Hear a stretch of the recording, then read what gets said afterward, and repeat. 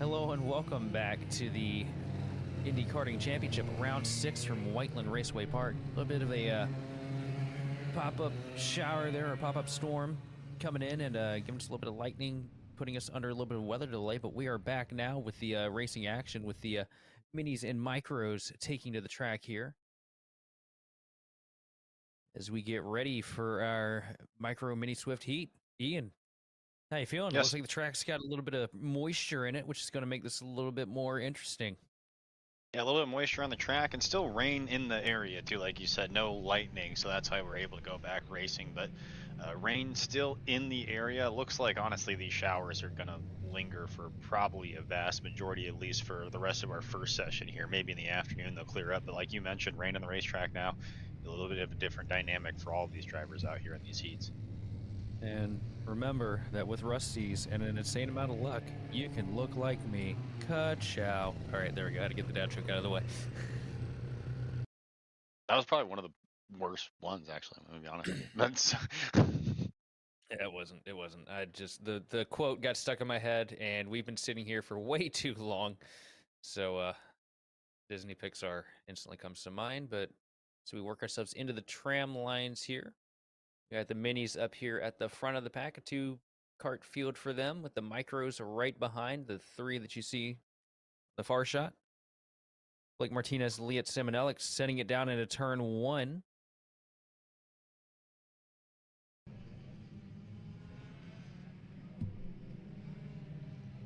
It's going to be interesting to see which one of these two comes out on top, as you see Simonelli setting it around the outside, trying to get past the 38 kart of Martinez. And he's going to do it here, coming into the S's with a bold power move around the outside lane to get the job completed here. Now, what does Martinez fight back with? And oh, they both slide off the track. Double spinners. Synchronized. Oh, 3 spinners. Yeah, that's going to be a problem. We were talking about how treacherous that little stretch of track was earlier, and now with all the moisture built up onto the surface, you know, it's not a whole lot, but it is enough for them to break traction with ease. That's going to send 3 karts off the track, and it's going to bring it down to James Fox and Patrick McNeely to decide this heat. Well, and we even saw yesterday in that corner, even when it was dry, drivers were having trouble with making the traction really stick there. So even more so now, I was just about to mention the pace looks like it slowed down significantly with the moisture on the racetrack. And as soon as I was about to say that, you see all 3 of those drivers spin nearly at the same time. Oh, now that we've all learned something with the storm in the area, and you know, I'm assuming we still got a little bit of rain coming down. It's maybe a good idea to shy away from the loud pedal when you come out of that corner. I guess so, or maybe just a little bit of. I don't think it's an area where it really cool, because it probably would just drain off into that grass section there, right? So I guess it must have been just a little bit, maybe some water on the tires even too from sitting there. Who knows? But definitely something we're gonna have to watch for the rest of the day. I will say though, I think everybody's gonna see that in the garage and make a mental note of that, and I don't think we'll see much more of, at least in that spot, for the rest of the day. No, I mean those you know, those 3 were the test pilots, if you will, to find that one out. Yeah. And it is looking like Martinez has been able to return to the racing surface in the 38 kart, so at least going to be able to salvage and walk away with the pole start for the final for the micros, or sorry, for the minis. But the battle is still on for the micros between James Fox and Patrick McNeely. Yeah, you did see one driver out of their kart. I don't know if that was Bo Laser, if that was Blake Martinez. I think it is Blake Martinez, actually, who is the driver out of the kart right now, because there's the one that's not showing up on the timing and scoring screen. So I believe that's going to take all of our mini Swifts out of it. I think it's just micros on the track now, correct? Yep, right now is James Fox and Patrick McNeely going door to door here. And these guys showing a lot of gains here as you see them. You know, we didn't see quite as much competition here for this series yesterday. Patrick McNeely taking the lead away from James Fox here with just 2 minutes plus 2 laps remaining.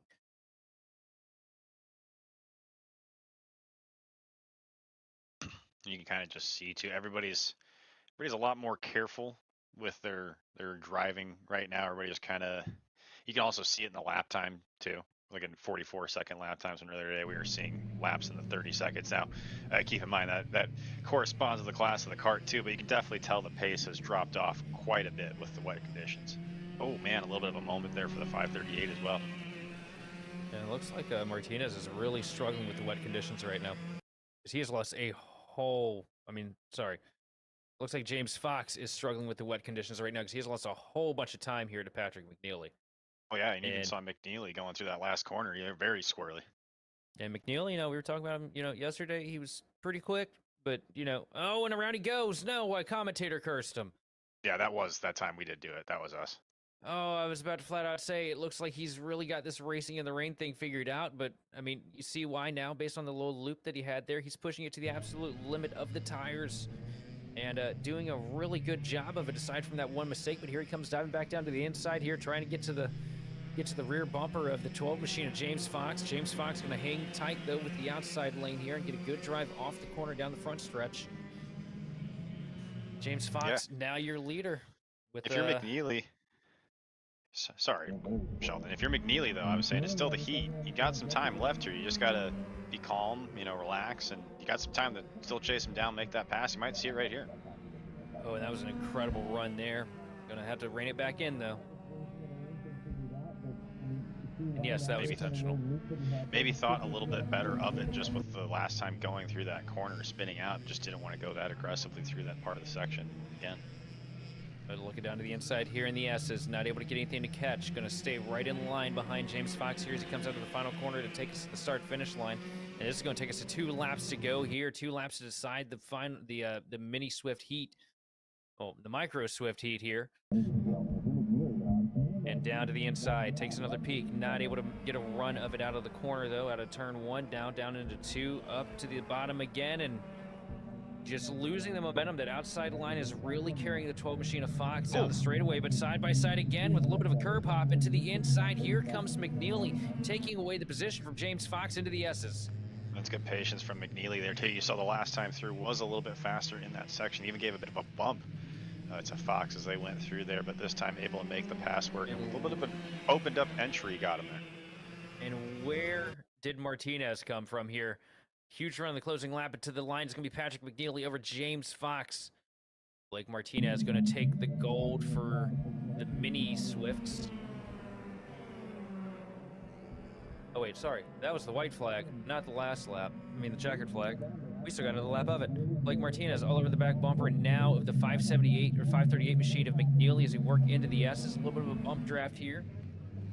And Martinez just caught on to these guys so quick. After the big slide at the start of this thing, I know that he's not really harming anything as far as the scoring goes, being a lap down, but that's going to be a Kart to keep an eye on later as we take the checkered flag. Patrick McNeely officially walks away with the gold here for the Micro Swift heat. And it's going to be followed by James Fox, Bo Laser, Blake Martinez in 4th is going to be top of the board for the minis, and Lance Simonelli going to round out the 5-Kart field. Looks like too everybody ended up getting back on track and at least finishing that heat race, so that's good to see. Yeah, and that's a huge benefit for these guys too, because with the track conditions changing, it's getting a little bit of moisture on the surface, and I don't know what the storm's going to be right now. Things looking clear from our camera lens. Might get another pop up here or there. It's a pretty big cell moving through Indiana right now, from what I saw on radar. These guys are going to want all the track time they can get, just in case. It is strange though, you were kind of making the joke to the vortex theory earlier. It is kind of, the rain is just dissipating right before it gets to where we're at. It's looking as we see it right now. It's still just drizzling a little bit. There's still rain coming down, but the heaviest stuff is, for now at least, avoiding us.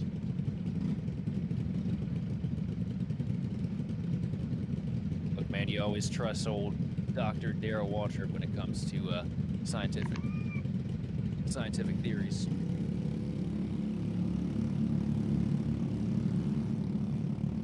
Carts start to cycle their way here onto the track.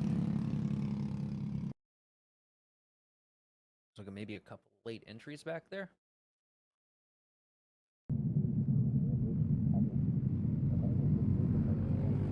Now the battle here between Wilbur and Heber is going to be one to keep an eye on. Nostman also very scrappy, as well as Patton and Esslinger. But I'm really excited to see what Wilbur's able to do to contend with the 8 Kart here. Was able to snag the pole earlier.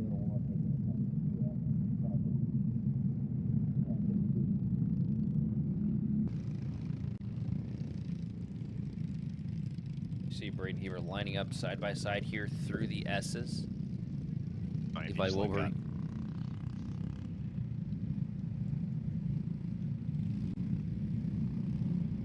It doesn't look like we have scoring for some reason for Braden Heber on the graphic at the moment, but he's there, promise. It's that blue and green 8 machine there on the bottom line of Levi Wilbur. It's Schrodinger's Heber.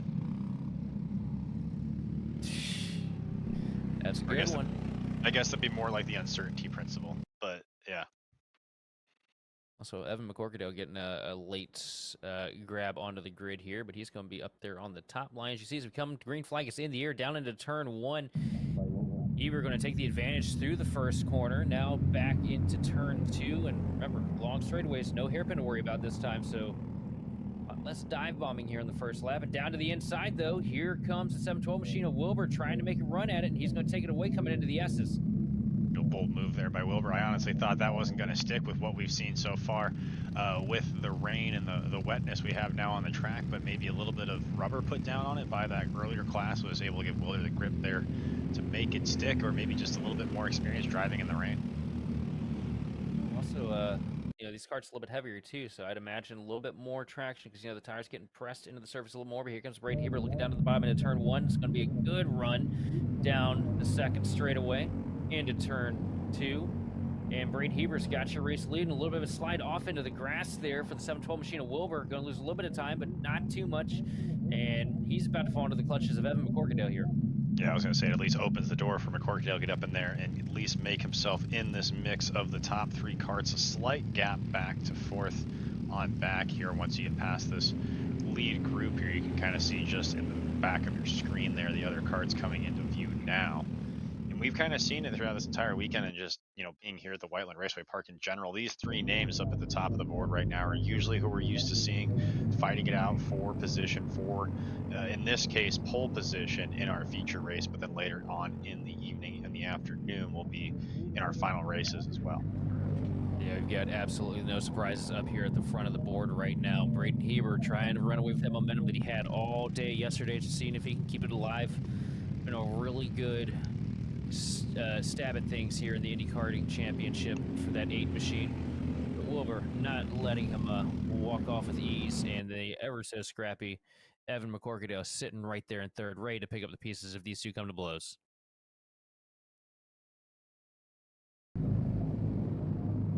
Making it through the high-speed corners a lot better in this class. I think you've kind of touched on it too. A little bit more weight in these carts is helping them with the traction as well. Again, you can't really see any noticeable precipitation on the racetrack, and I'm kind of watching the drivers too to see if they're doing anything to their visors, see if they're hitting a tear off or anything like that, because that would kind of indicate if there's any moisture that's getting on the helmet and kind of helping or hindering the view of these drivers. But I haven't seen anybody really grab for anything yet or try to wipe off the visor or anything to that extent. Well, the horizons are definitely looking clear. A little bit of a cloud cover right here overlooking turn one. But I think that we might just be in a situation where the track is drying. It doesn't look like it's raining. I don't see any moisture buildup. You know, it's hard to tell if you don't have boots on the ground, as in yourself. I'm sure somebody in our wonderful crew is going to let us know what the weather's doing here at some point. But right now, we do have one cart off the track. It is the 6 machine of Hamaker. And that is a critical area to be off. Able to get the cart pushed in behind the barrier, though, and trying to make a stab at getting things started, but going to lose a whole lot of time here and a lap in the process as Heber leads us across the line over Wilbur. 0.5 of a second separating your first two. And McCorkindale going for a little bit of shake and bake action here with Levi Wilbur, trying to build up a little bit of momentum and RPM in these carts through slipstream alone. No change in the top three too since we started this heat, which isn't too entirely surprising. You got to think that all three of these guys here are really kind of just saving their stuff, biding their time, and they're not going to really try to force the issue here, so to speak. They know with the skill level that each one of these drivers has. He's going to lose a lot of time here. That's going to open up the door. McCorkindale's going to take it and run with it here at the start-finish line. Yeah, but if something like that happens, that's going to change it up. That's exactly what I was going to say. You need to wait for the driver in front of you to make a mistake and then capitalize. We see another one there for Wilbur as he goes wide again.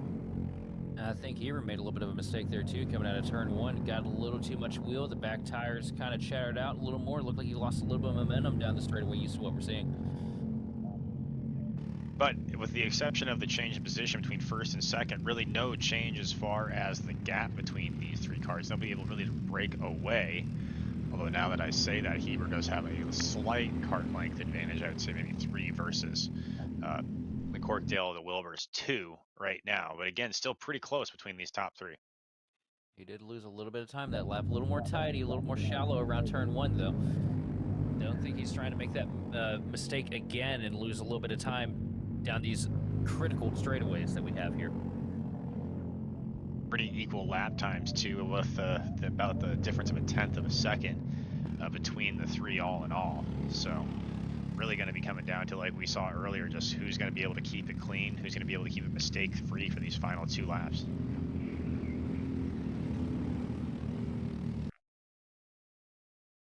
And we see McCorkindale looks like he's closing. Yes, he is getting up to the back bumper now, pulling a toe, and I see a little bit of rain I don't know if you caught that little glimpse of it on the camera there. Definitely looked like something was falling from the sky. Interested to see here from Corktail if there's anything really for Heber. We haven't seen it all weekend, but this is really the first legitimate challenge that he's had to fight off so far. And all over the bumper into the S's. Here comes McCorkadale. Can basically reach out and touch that cart in front of him if he wants. Gives him a little bit of shot into the final corner. Going to swing wide, try to build the momentum and the arc off. And he's going to be all over the back bumper, looking down to the inside here as we come to the white flag. Going to fall back in line before we get back into turn number 1. Gives him a little bit of a shot into 1. Not much, though. They're just so close to each other right now.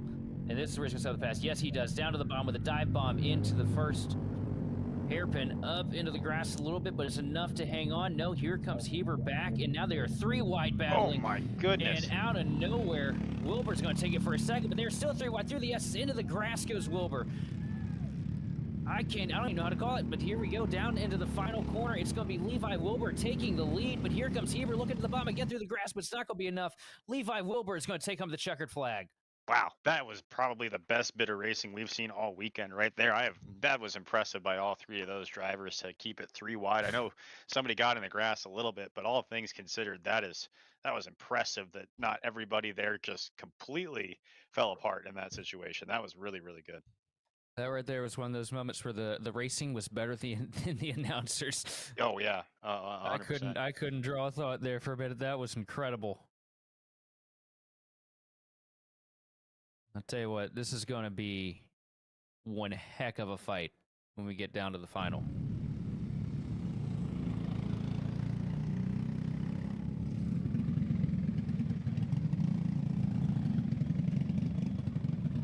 Well, that's also good for one thing, I will say, Sheldon. We could definitely reckon as a clip for our social media team because they were asking us earlier to give them highlights. That is definitely going to be a highlight for sure. Oh, that is 110%. That's the highlight reel right there.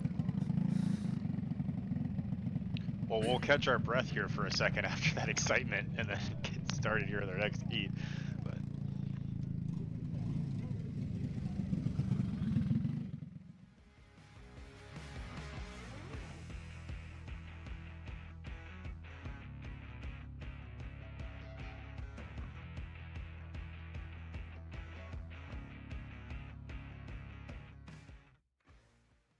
I get anxious doing this. Just because, we've already jinxed one person today. So honestly, you know what? I know this is maybe a faux pas, but I'm gonna decline from choosing a favorite just to make sure I don't jinx anybody.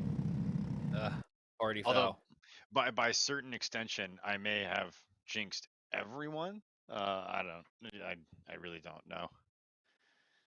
Well, we'll know if we have a 9 cart stack up into the first hairpin. If you choose multiple, can you still jinx people? Like, would you just jinx those 2 people? Or like, if you chose multiple and something happened to one of those people, does that count? Or Oh no, I'll start us off here. I'm going for the gold. I feel like after yesterday, the hard climb and near win, I feel like Lucian Laser has a little bit extra to prove, and I think he's going to get the job done here today. one thing I will say about Lucian Laser is yesterday we saw him in that hairpin do a lot of work. I think this track layout too, the one that we have here today with the hairpin turn, I think that will really bode well for him as well. I absolutely agree. And showed a lot of pace early, but here we go. Green flag in the air. Lucian Laser leads us down into turn 1, side by side, outside line not getting the run, which is what we've noticed here this weekend. With that first corner, Lucian Laser off to a nice little advantage out of turn 2 down the back straight. Pretty even keel so far in this first lap. Nobody really being too aggressive, not pushing the issue too hard right now. And as I say that, you got 2 carts going side by side. Nice little pass there to the inside going back into the S section by, I believe, Lapin there on Wade. Coming back to the start finish line here for the first time. We'll see how they shake up. Here we are at the start finish line. Wade going to climb up to 2nd place. Lapin falls back to 3rd. Laser, race leader right now with about a 3-kart length advantage as they go side by side here into turn 2. Lapen going to dive down to the inside, take away the spot from Wade. And looks like a 2-for-1 special, unfortunately, for Wade. Make it 3, loses a handful of spots all the way to the back of the grid here now. I think Wade got bumped on the grass there a little bit, and that's why they fell back so far. It was a rough corner, rough entry, and just a bunch of bad things happening there for the 99 kart as we come out of the final corner. Now Laser stretching that advantage even more. He's up to a 1.4 second lead as you see a little bit of precipitation build up on our camera down into turn 1. We're seeing a few raindrops right now, that is for sure. So a little bit of a tire drop there for the 98, but don't think it's going to be too much of an issue. And it appears that we do have 1 kart off of the racing surface. Looks like the 64 of Gio Nelson. Rough weekend, getting even rougher for the 64 machine. But as we look up here towards the front, this is the battle for second place. Is the 112 kart of Jordan LePen versus Carson Benjamin in the 98. Look at that 5-car stack you have there just from 4th on back after you get through this pack right here. Look at all of those karts right now trying to battle for position behind this lead pairing. Yeah, there's one thing I've noticed this weekend. The junior class is not the one that you want to fall into the traffic on. As you see the 98, Carson Benjamin grabbed the grass a little bit, loses some time down into the S's. Gains most of it back, though, getting back to the rear bumper of the 112 of LePen as we look at this battle right now for 4th place. Starting to heat up here. Let's see. I'll try to pull the numbers on the carts. Looks like that is Maximus Seward and Parker Dunn about to go to blows here.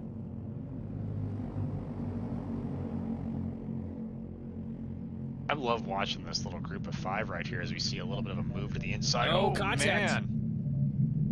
You could see there under the braking for the 49, it just wasn't comfortable at all. You can see a little bit of wheel hop there, got out from underneath. You saw the hands just trying to saw back and forth to keep it underneath there. All in all, it could have been a lot worse. That could have been a lot worse. Good job by everybody to keep it pretty straight, and really no harm, no foul to a lot of this group right now. Yeah, and we've talked multiple times about how this is, kind of a tricky course, and with the ever-changing track conditions, it just makes it even worse for some of these drivers. It's definitely, they've got their hands full here this morning. I was expecting the worst. I was expecting like Kyle Larson at Mexico City there for a second, but really good job by everybody to keep it clean. Absolutely. I was expecting a Carson Hocevar at Mexico City there for a second. Oh, I see. You just got to make it personal. I understand. Yep, I got to make it personal. Poor Ricky. Either way, up at the front of the pack, Laser still running away with it over Jordan LePen. Laser, like I said, man, I think he's going to be on a tear today, and it's looking pretty promising, but they are starting to reel him back in second place. I kind of mentioned yesterday, too, was doing so good in that hairpin section, just couldn't get the speed off of it. I think this actually just bodes into his, feeds into his driving style a little bit better, just this layout we have today, and that's why you're seeing right now a 1 second gap with 30 seconds left to go underneath. Well, I also have to say, too, though, yesterday, Laser had issues in his heat. In fact, if I remember correctly, he had issues in qualifying as well in the 308 machine, and just all day had to carve his way out of a hole. And today, he's got an opportunity to clean slate everything, and, I'm not seeing too many misses out of him. He is losing a little bit of time here, but it's better to drive under the tire than drive way over the tire sometimes. And you see, though, these guys in second place, LePen and Benjamin, doing a great job working together here to try and close the gap to the 308 machine. And they are now within a stone's throw. Just a kart length separating your leader from second place as we come across the line here to take, I do believe, 2 laps to go. Yeah, it's definitely... And down to 1. Here we go. Huge charge. Here comes LePen with a lot of help from Carson Benjamin. And Jordan LePen grabbing the lead here in the closing stages is going to knock Laser all the way back to third, but here he comes. We can move to the bottom for second. A little bit of contact going to push Benjamin up the hill, up into the grass for Benjamin, and a huge loss of time for both him and Laser, and that's going to allow LePen to walk away with it. Yeah, kind of a misjudgment there by Laser. Really good run into the corner, but then just kind of cut the nose off there of the 98 and really slowed both of them down. And white flag is in the air. Jordan Le Pen trying to keep up with the momentum we saw yesterday. One more stab at it here for the heat for the 206 juniors, and into one. He's got a nice advantage. I don't think there's any way that Laser and Benjamin are going to close in that gap.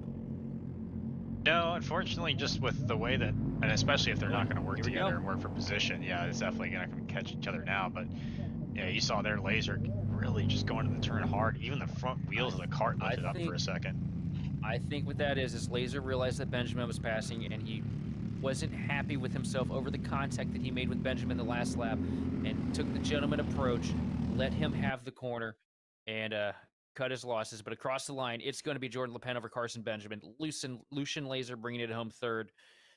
And it looks like Parker Dunn is going to bring it home fourth, followed by Maxon Klebe, Nolan Wade, Maximus Seward, Nico Santos, and Gio Nelson. Nope. Nico Santos is going to take over seventh spot here at the stripe over Maximus Seward. It's a good point you bring up too about just letting them have the corner. I didn't really think about that as well, because yeah, it looked like Laser there really had a tough time going into that corner. But now you mention it, it kind of looked like he was just letting him have it. Yeah, I think with a little bit of contact they made the lap before, I think Lucian, is looking big picture and realizes that the maneuver that he pulled the lap before, given it was just a racing deal, the contact that was made, I think he just figured, you know what, I'm going to err on the side of caution, and I feel bad for what I did just do, even if it was an accident. I'm just going to let you have it. Yeah. Which is very, very classy. I do agree. Yeah, honestly, I think maybe a little bit too far. It was definitely not intentional at all and stuff like that. And, but if that was the case, yes, it is a very magnanimous move, I will admit. Well, that's what we're going to say it is, and he can claim it if he wants. And I'll order a big one. Helping you out there, Lucian. At least we'll get that up. But definitely a good run for him. I mean, unfortunately, not able to click off the win for the heat, but more time to sit here and study and figure out what you're going to do next. Good etiquette, good fold, good ribbon pattern. Don't let it touch the ground. As we watch Formula One going on. Brian. Yeah. As we watch J. Brian Williams climb into the cart, see if the dominant streak keeps up for the 75 machine here. I don't see any reason why it wouldn't, but that's why we're here to watch, right? Well, everybody here is wanting to definitely dethrone the man, the myth, the legend. He has basically made this his own class this weekend.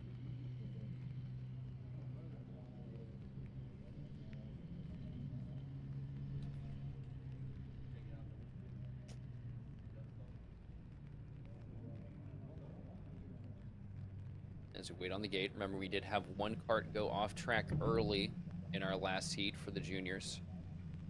Well, we got some downtime, a little bit of a local culture for you here. I was looking at Google Maps, just kind of getting an idea where the racetrack was in relation to areas of Indiana I know, and then just for the radar map as well.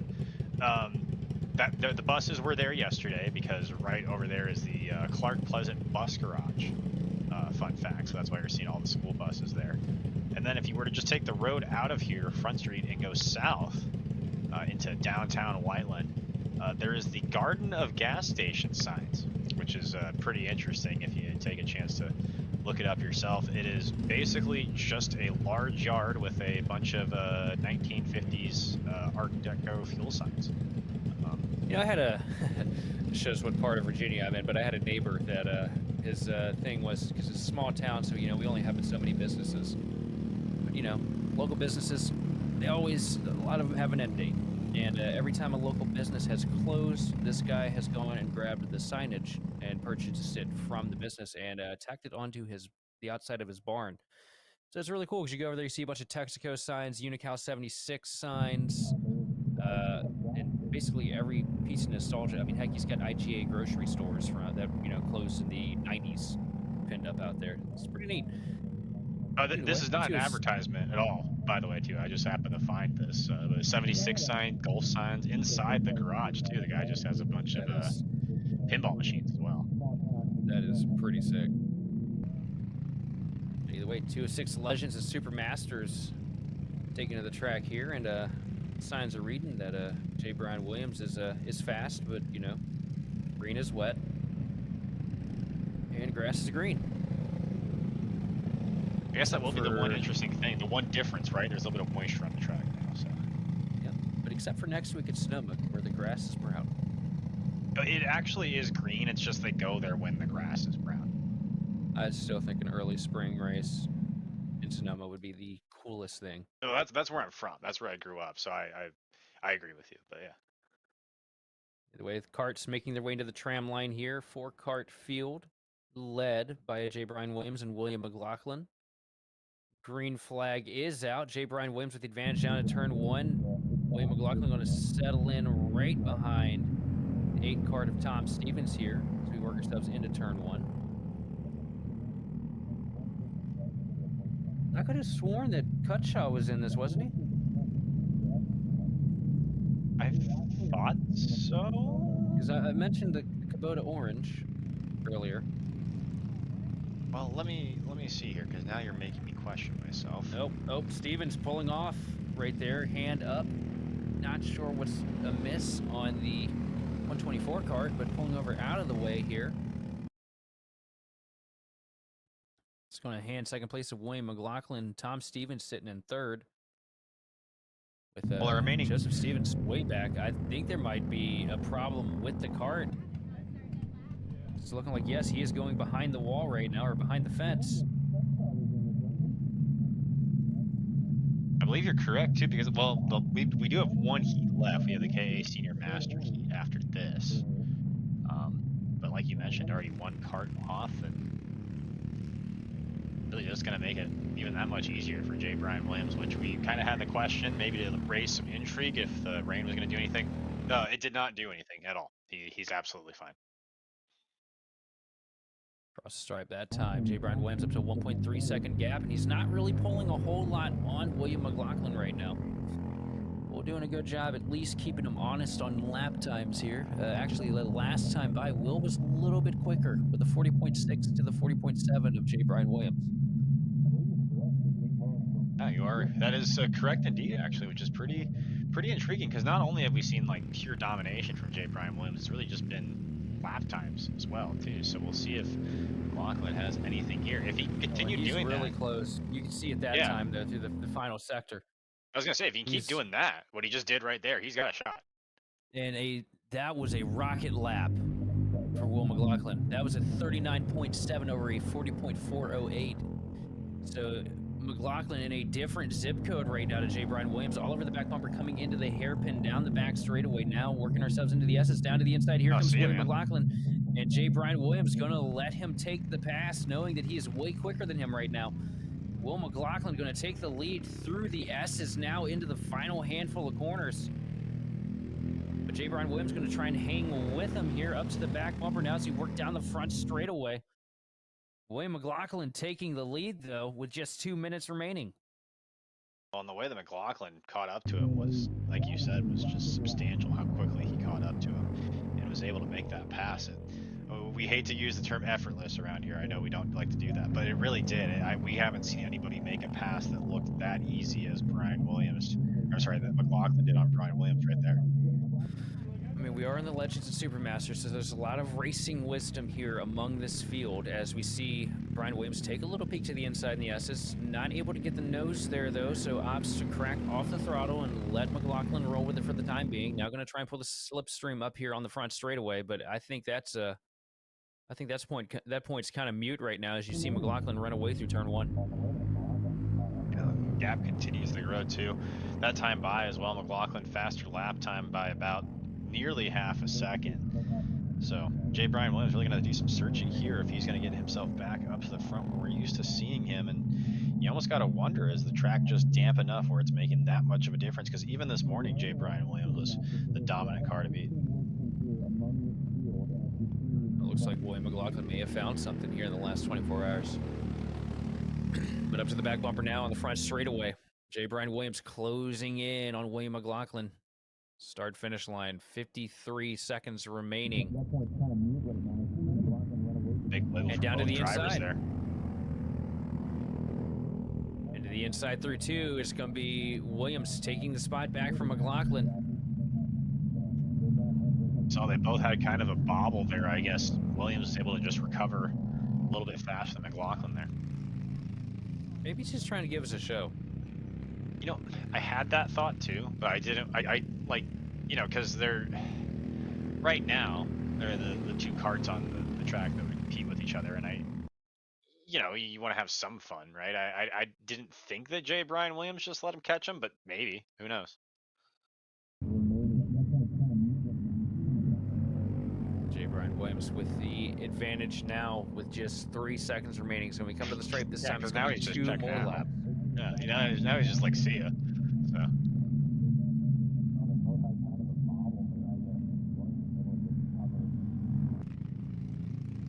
I mean, maybe though, maybe just not, you know, let him catch him because you're bored, but maybe just, hey, let's have an opportunity here where I can. Williams is off he the goes track. off the track.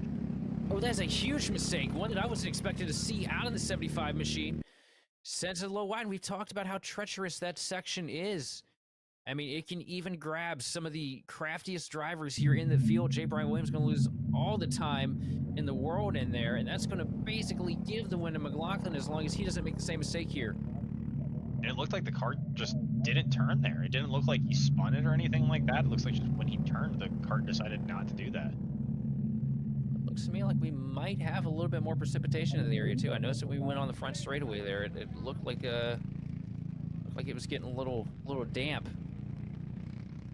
As you see McLaughlin taking it slow and steady here through the S's. Yeah, if it's not raining there a little it is. bit There it is. right You see now. it. Yeah, I was You gonna can see say the it's gonna be coming down And pretty good here in a couple seconds. And the same snake that bit J. Brian Williams also got Tom Stevens. You see the 8 machine off in the grass as well. So it is definitely coming down right now, and that is I don't think that Williams was expecting it to be coming down like that when he came in there. And you see the fall off on the lap times too. 47-second lap, the last lap for McLaughlin. His best lap in this heat was almost 10 seconds. It was 8 seconds between, and he's off the track a little bit into the S's, so the circuit definitely getting drenched right now. Yeah, you can see the pace just slowing to a crawl right now, and it really is within the past couple of seconds as well. Like looking at the last couple of frames on the radar, within 2 frames. Here comes Williams. Is he going to be able to do it here? Last second in the rain. Williams closing a lot of ground up to the back bumper now. Is he going to look to the inside? Yes, he does. It's going to be across the line, a photo finish. I think Williams is going to have it. No. Yes, actually, Williams has officially scored as your winner by 2 1,000ths of a second. Wow. Was not expecting that. Would that literally be the pass in the grass? That is intriguing. But yeah, look at how it's coming down now, and you can definitely say that was all because of the rain. You can see the track worker there pointing at the little area where you can see the wall there got bent in. I wonder how that happened. Pushed in towards the racetrack a little bit. And you can see the rain coming down too on the camera. Just little drops, little particles there. It's not heavy rain, but it's definitely enough to make a difference. Either way, the results here for the 206 Supermaster and 206 Legends, it's going to be J. Brian Williams over William McLaughlin and Tom Stevens. And Joseph Stevens is going to round it out in 4th.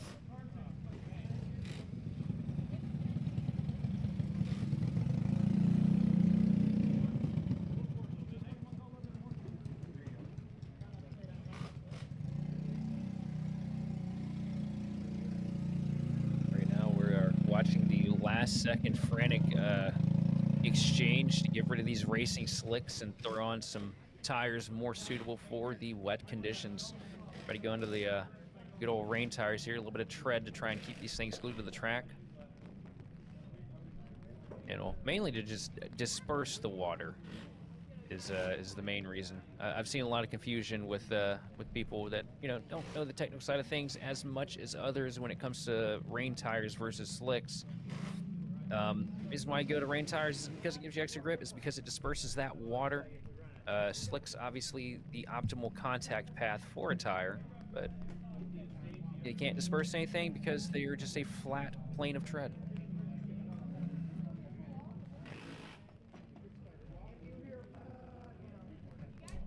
And there you go. You see the difference too. A little bit of a difference in the tire profile as well. I'm noticing these rain tires look a little bit wider.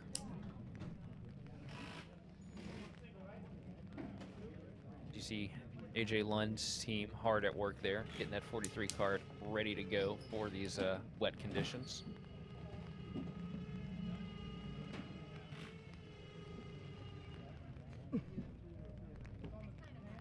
I'll tell you what, that's a good thing to see too.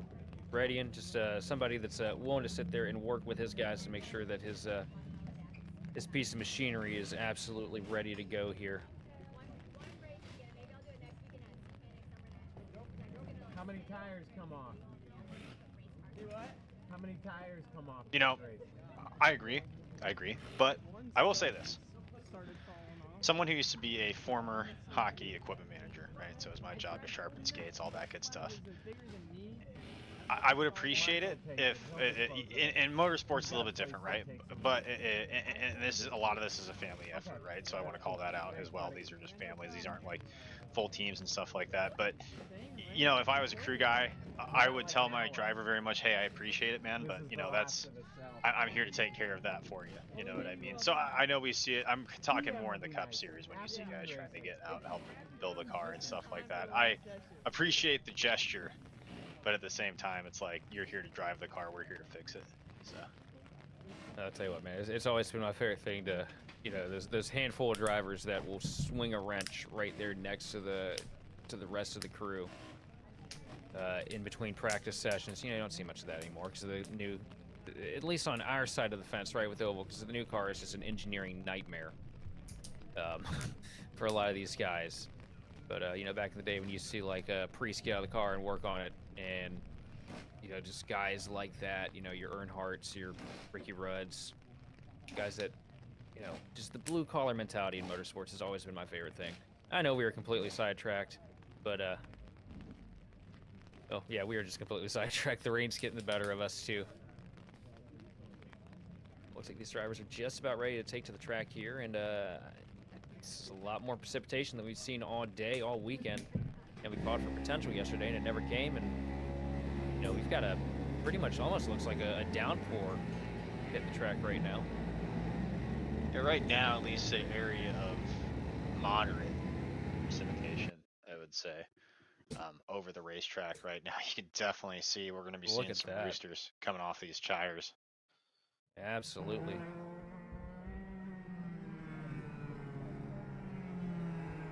What will be kind of interesting to see too is, I will say, I imagine this rain will stick around at least for the morning, right? So we're gonna have another 10-minute break here after this session and then go into our finals. So I'll see probably the rain throughout the rest of this first final session, maybe into the afternoon session as well. But we saw how much it changed the last race. It'll be interesting to see how this class is gonna shake up as well. I will say though, for these guys, they do have the benefit of they got to Wet prepare. tires. Yeah. They got to prepare. They got the wets on. They saw that it was going to rain. You know, in the last race, J. Brian Williams and McLaughlin, they had no idea. They go into a corner one lap and it's perfectly dry. They go into the corner the next lap and it's drenched.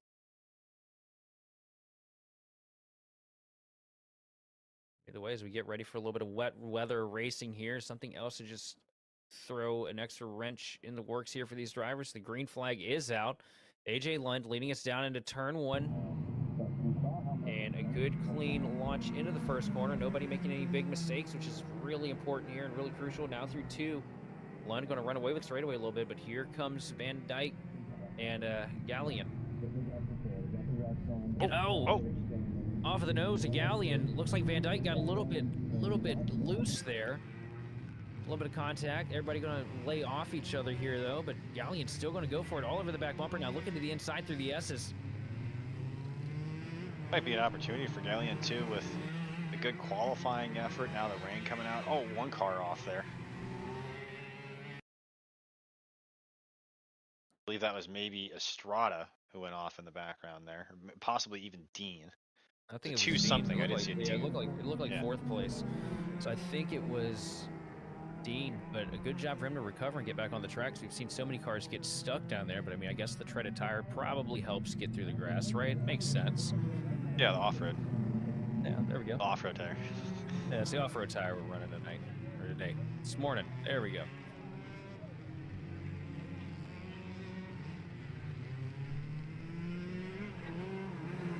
You can also kind of see too at least the difference in control the wet tires are making versus the dry tires. Really do feel bad for the drivers in that last heat. You kind of touched on it. They were kind of caught out in no man's land because Oh, the 24 off again, Dean. Because like you said, if you go out there with wet tires on a dry racetrack, you're going to be much slower, right? So you can't just go out there on wets all the time hoping for the best. So you got to kind of make that decision right before the grid. You saw even these drivers were changing tires right before getting on the racetrack. You can see the rain just pouring down here. But you know one person this really leans into the favor of? I think it really leans into the favor of the guy that has no problem going sideways whenever possible, as we see a local yellow being displayed over into turn 1. Looked like we had a couple carts go around. I think that would be Estrada and Nelson potentially as we work ourselves through turn 1 here. Oh, there's been a problem. AJ Lund has fallen down the board. The 43 machine getting caught up in a tangle. That's going to give the opportunity to Dane Van Dyke and Macy Gallion. Really just the rain just wreaking havoc on pretty much everybody so far. And how about this performance out of Macy? Yeah, Seemed to doing be a great behind job. the 8-ball yesterday, but out here in the wet weather, really showing some true grit and determination here all over the back bumper of one of the dominant forces we saw yesterday evening and yesterday morning in the 79 machine of Van Dyke. Definitely not making it easy, putting the pressure on. You see and Van look at Dyke's this, going to go a making little bit move. wide there. Macy Gallion down to the inside here into turn 2 and makes a clean pass to take over the lead. Just more karts have an issue with the conditions, but really seems to be playing into Macy Gallion's hands.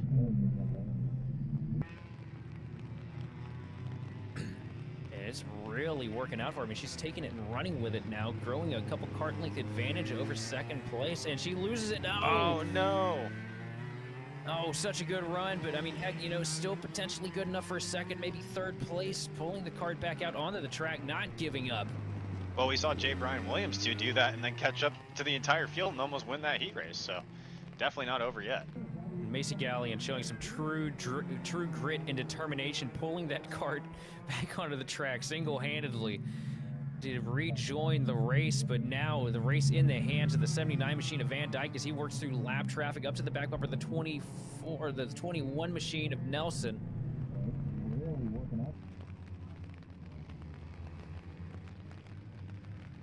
And down to the inside.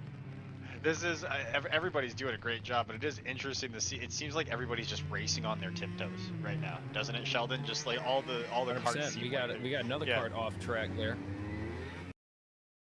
Can't see who exactly that is.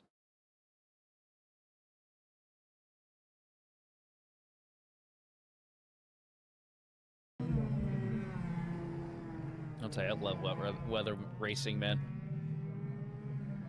It is difficult, man. It is. I'm kind of watching and seeing some areas where water's pooling a little bit on the track, and I would just hate to go through that because you got to imagine too that's getting all in your fire suit and everything like that. Oh man. And especially, I mean, hopefully our camera crew out here has some tents to be under, or at least some shelter. What looks like we are under shelter pretty much everywhere we're at. So.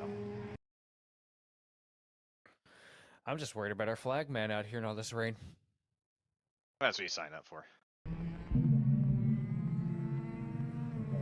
Right now, Van Dyke 23-second advantage, and look at Gallion jumping back up to 2nd place. It's a huge loss in time, and you know, had the opportunity for the win. But 2nd place, man, in these conditions, that's impressive because it's a battle of survival for everybody here. And Dane Van Dyke just the last man standing here. He works himself out of the final turn. We got one kart that was turned around there, rejoining the surface. how Dane gets through. 79 machine looking good, just doing a good job being patient behind the wheels. We take the white flag, and look at our flagman's long flowing locks get absolutely drenched by this downpour. Through turn 1 here for the final time for Dane Van Dyke, and it has been a run of patience and attrition for that 79 machine, but he looks like he's going to get the job done. He just has to get through a couple more corners, and honestly, he can get out and push the kart from here and probably make it home with the checkered flag. Might be easier in the rain, honestly. Honestly, probably the safest bet. Did you see the 79 work itself into the S's for the final time, out of the last turn to slide in front of him, but able to miss it. That was the 223 kart of Estrada, now into the final corner. And Dane Van Dyke just has to get the power down one more time, and he does cross the stripe, checkered flag in the air. Dane Van Dyke is going to win the KA Senior Master Heat. And it's going to be a little bit of a wait here, but last time across the line, Macy Gallion was second place. See if that holds on here. Wait for it.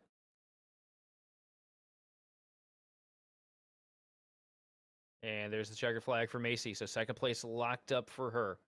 21.9 second advantage, but hey, she got to get out and push the kart to get it second. Good stuff. Oh, yeah. Yeah, pretty much wedge it out of the mud, too. So. And that's also why you don't give up. Lots of respect there. And third place going to, I believe, the 21 machine, Joshua Nelson. No, Kevin Simonella going to take the podium at the last second over Joshua Nelson. Then it's going to be Eric Estrada, AJ Lund, unfortunately unable to finish. Going to be sixth place over Avram Dean in seventh. So AJ Lund going to have a big hole to climb himself out of here as we look at the rain absolutely flooding one of our safety barriers here at the track. Yeah, it's really coming down now. Actually, a good chunk of yellow precipitation just popped up right over the racetrack right now. So probably going to see it coming down for at least the near vicinity. I would say maybe next 20-25 minutes or so before we're clear of this. That being said, though, once we're clear of this storm, the weather is pretty clear after that. Radar doesn't really show much of anything behind this.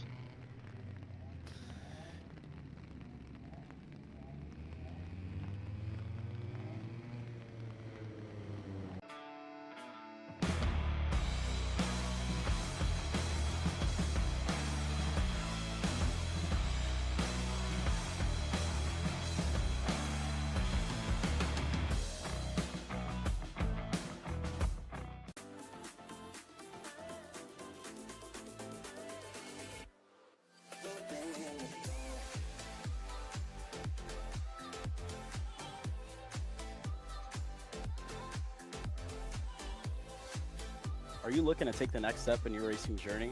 Well, look no further than PitFit. With 2 locations in Charlotte, North Carolina and Indianapolis, Indiana, PitFit trains drivers all the way from grassroots level karting to Indy Kart and NASCAR with top-of-the-line personalized coaching to improve physical and cognitive fitness. For more information on programs, check out PitFit on Instagram or Facebook today. Are you ready to get behind the wheel? From Formula One to NASCAR and IndyCar, all the pros start here.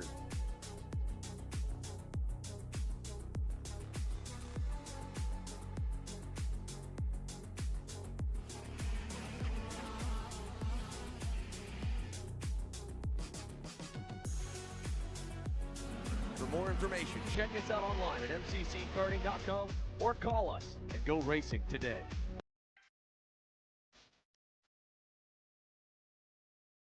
Are you sick of making the wrong setup changes? Or arguing with your kid about their driving? Apex gives you the answers within seconds. Apex is the latest innovation from Kart Class, which can solve thousands of karting queries at the press of a button. No more asking random people kart setups, or being intimidated by larger teams. Just type it in and let Apex do the rest. Apex covers different kart brand setups, axles, rims, seats, and everything racecraft related. For as little as a can of chain lube, you can learn from over 30 years karting experience in seconds in the palm of your hand. Check out Apex at kartclass.com today.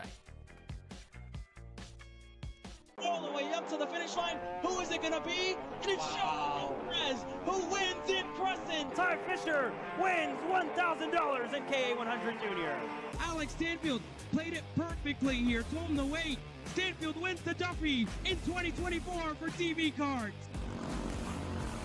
Amarillo Kart Complex is now the official distributor for TV Kart in the continental U.S. Become a dealer today.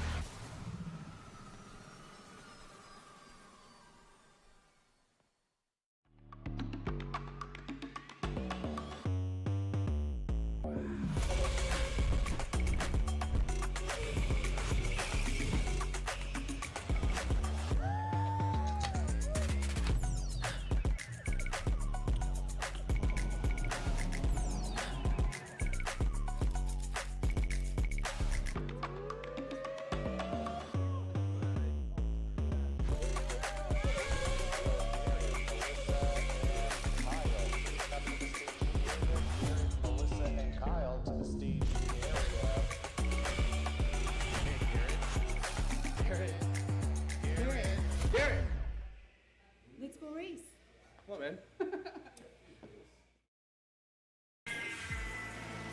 Florida Kart Racers, you asked for it, and we're going to bring it. Introducing Florida Karting Championship, FLKC, a brand new racing series coming to Florida in 2026.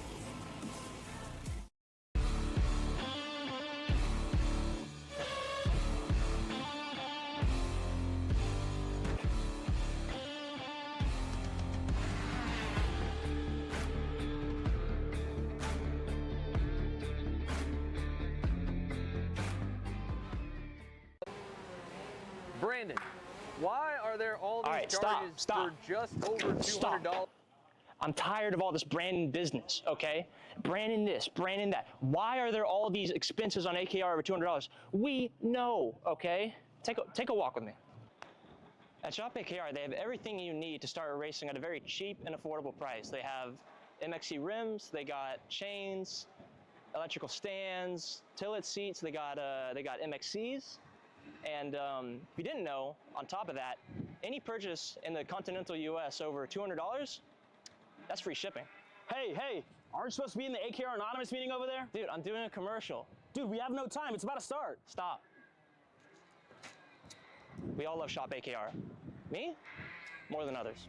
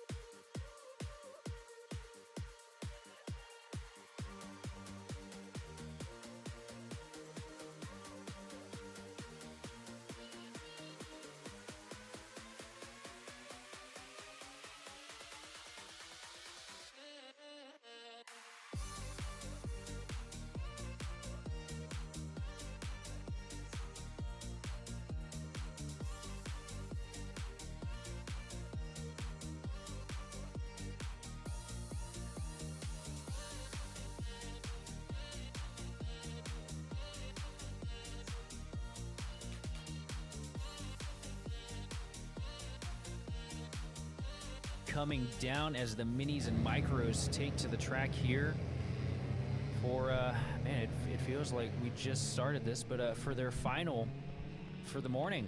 10 minutes plus 2 laps. It's going to be Blake Martinez and Elliot Semenelik leading us off the grid here. That is your micro class. They're going to be followed by Patrick McNeely, James Fox, and Bo Laser. That is your micro class. It looks like just with the rooster tails coming off the tires here, it looks like everybody's got rain tires. Definitely now. So nobody's going to be caught off guard by the rain, at least at this point, but still going to be definitely something that plays into the rest of our finals, at least this morning. It looks like the rain should let up by the time our finals are completed here. So the afternoon session should be relatively dry, but definitely still moisture going to be on the racetrack. Now what's interesting here is we got a lot of young talents in this field. And this could be some of them's, you know, first or second time experiencing wet weather conditions on a racetrack.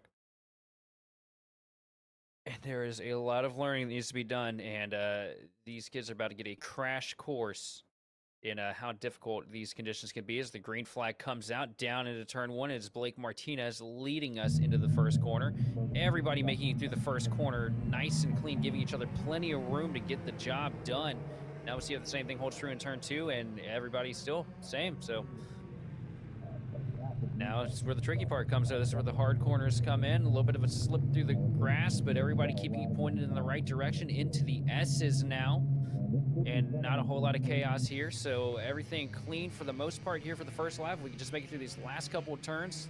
Here's the most critical one where we've seen the most issue, though. This quick left-hand flick, and we do see it. Blake Martinez, your race leader, is off in the grass in the 38 machine and is trying to get the power down, but looks like the engine might have stalled out on him.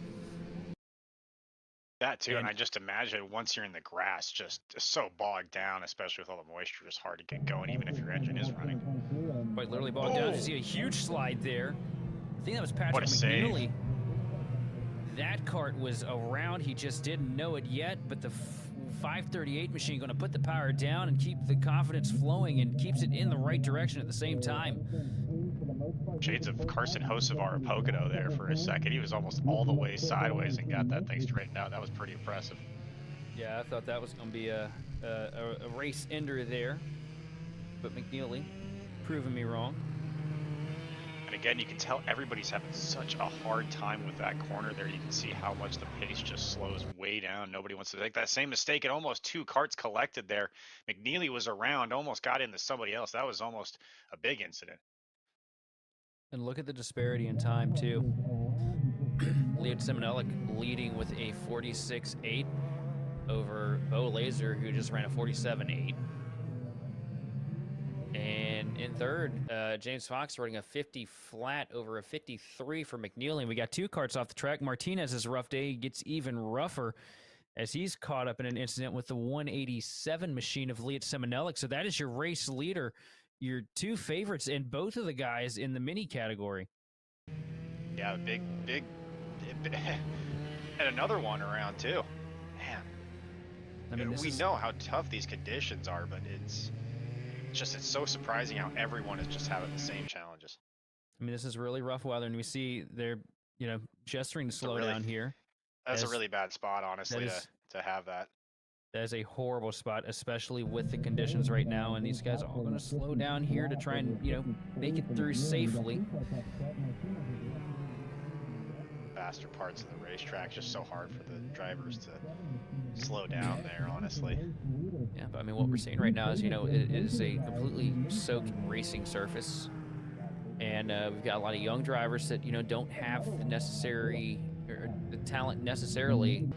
I'm not trying to say talent. The experience is the word that I'm trying to say, because these guys definitely have talent.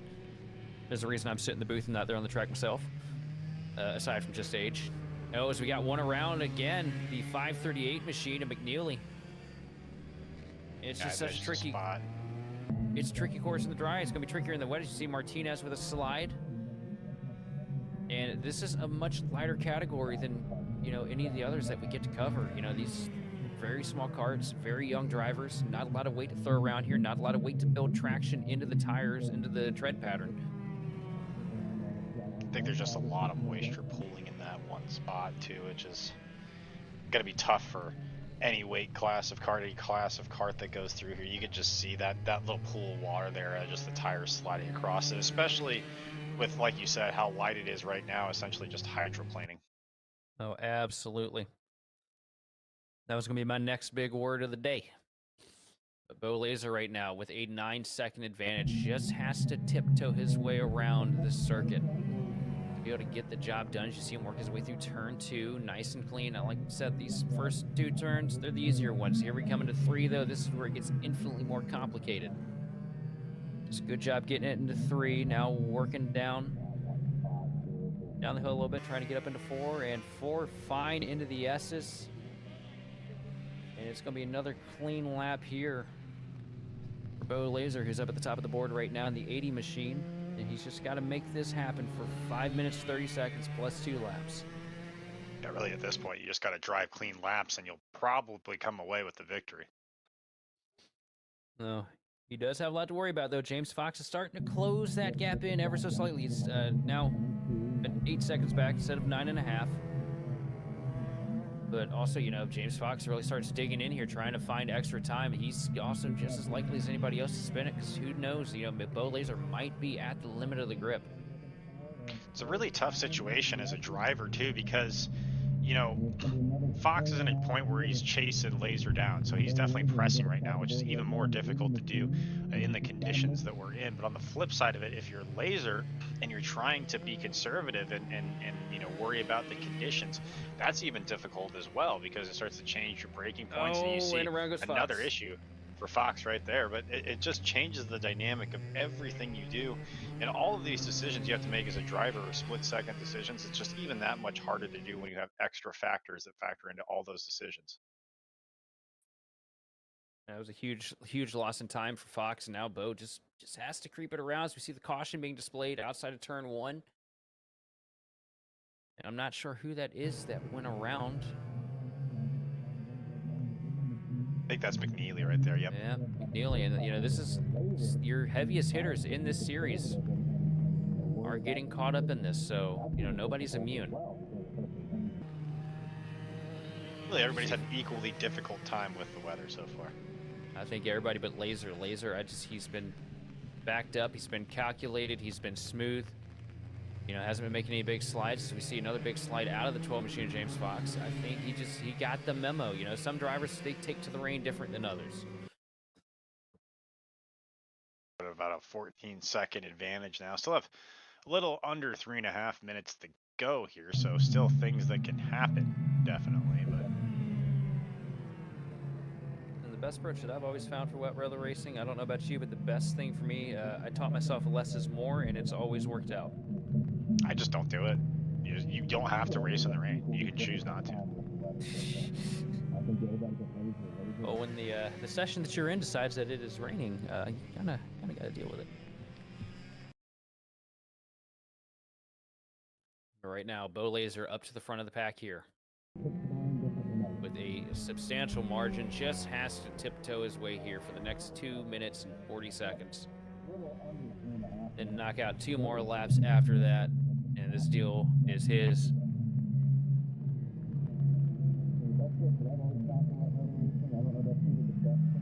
So what I'm really excited to see what's next on the board here. As we get into some of the more competitive classes of the morning.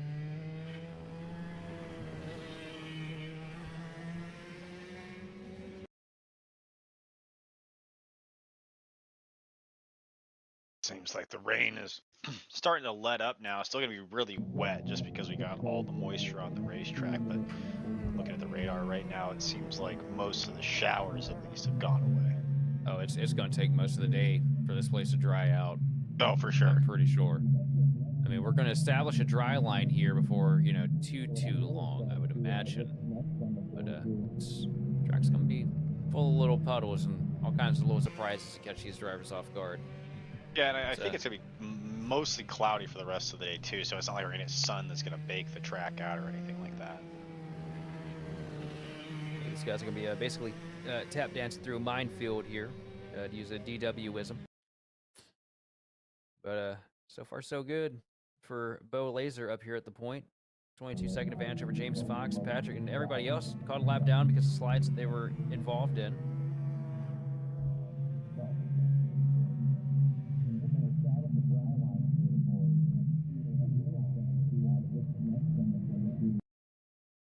But I have to say, though, what was most impressive was, you know, when we see a big, sharp left-hand turn like this at the start of one of these races, and you know the track's wet, you always expect, you know, that turn 1, lap 1 carnage, and everybody gave each other so much room and respect for that first set of corners.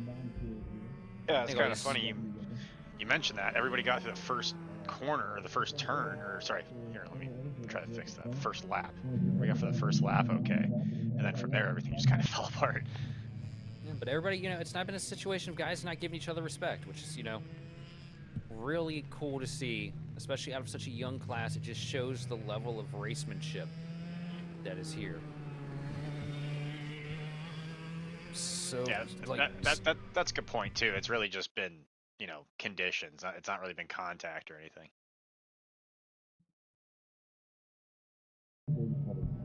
As you watch the 12 machine of James Fox. About 10 to 20% off the top here, just trying to keep it calm to end the race off. Doesn't want another slide. And just look at the amount of plumage coming off of these cars as James Fox slides off into the grass, and I think that one might be the one that does it. Yeah, just trying to press to get something back. I mean, might as well. You got nothing to lose at this point, but he's going to spin off there. It looks like McNeely in the background just had another spin as well. And Bo Laser takes the long-awaited 2 to go here. And he's been scrappy all week, but hasn't had the pace that he was looking for. But it looks like Mother Nature played a card into the hand of Bo Laser here to be able to get this job done as he works himself through the S's here for the next to last time into the last 2 turns. As we see the 12 machine of James Fox getting pulled away. Looks like he will rejoin the track to at least finish on the final lap. White flag is in the air. And Bo Laser leading us into turn 1 here for the final time. Now through the second straightaway into turn 2, down the back stretch now. Has nothing to worry about. 2-lap advantage over the field right now due to all the incidents that have occurred into the S's for the final time. And Bo Laser, tell you what, man, showing a lot of talent here in the wet conditions. Hasn't thrown a tire the wrong way the entire race. And it looks like he's going to reap the rewards here as he comes through the penultimate corner into the last turn now. And across the stripe here, checkered flag in the air. Bo Laser is going to get the job done here in the rain. Yeah, really impressive drive. You kind of touched on pretty much every aspect of it. Look at that. The next closest Kart is 3 laps down, and that really just goes to show how maybe not comfortable he was in the conditions, but at least how he was able to adapt and really take advantage of everybody else's struggles.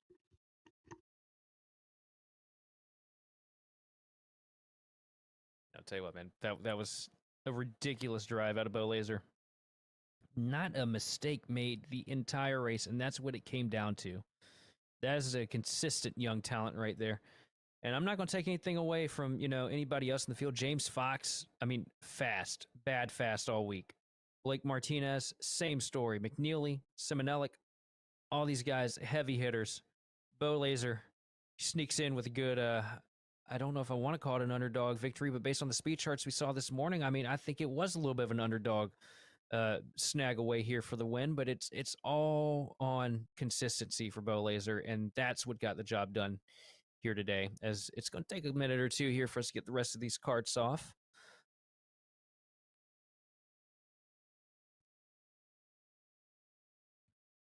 And we see the track workers doing a great job making sure everybody gets their piece of machinery back to the paddock here.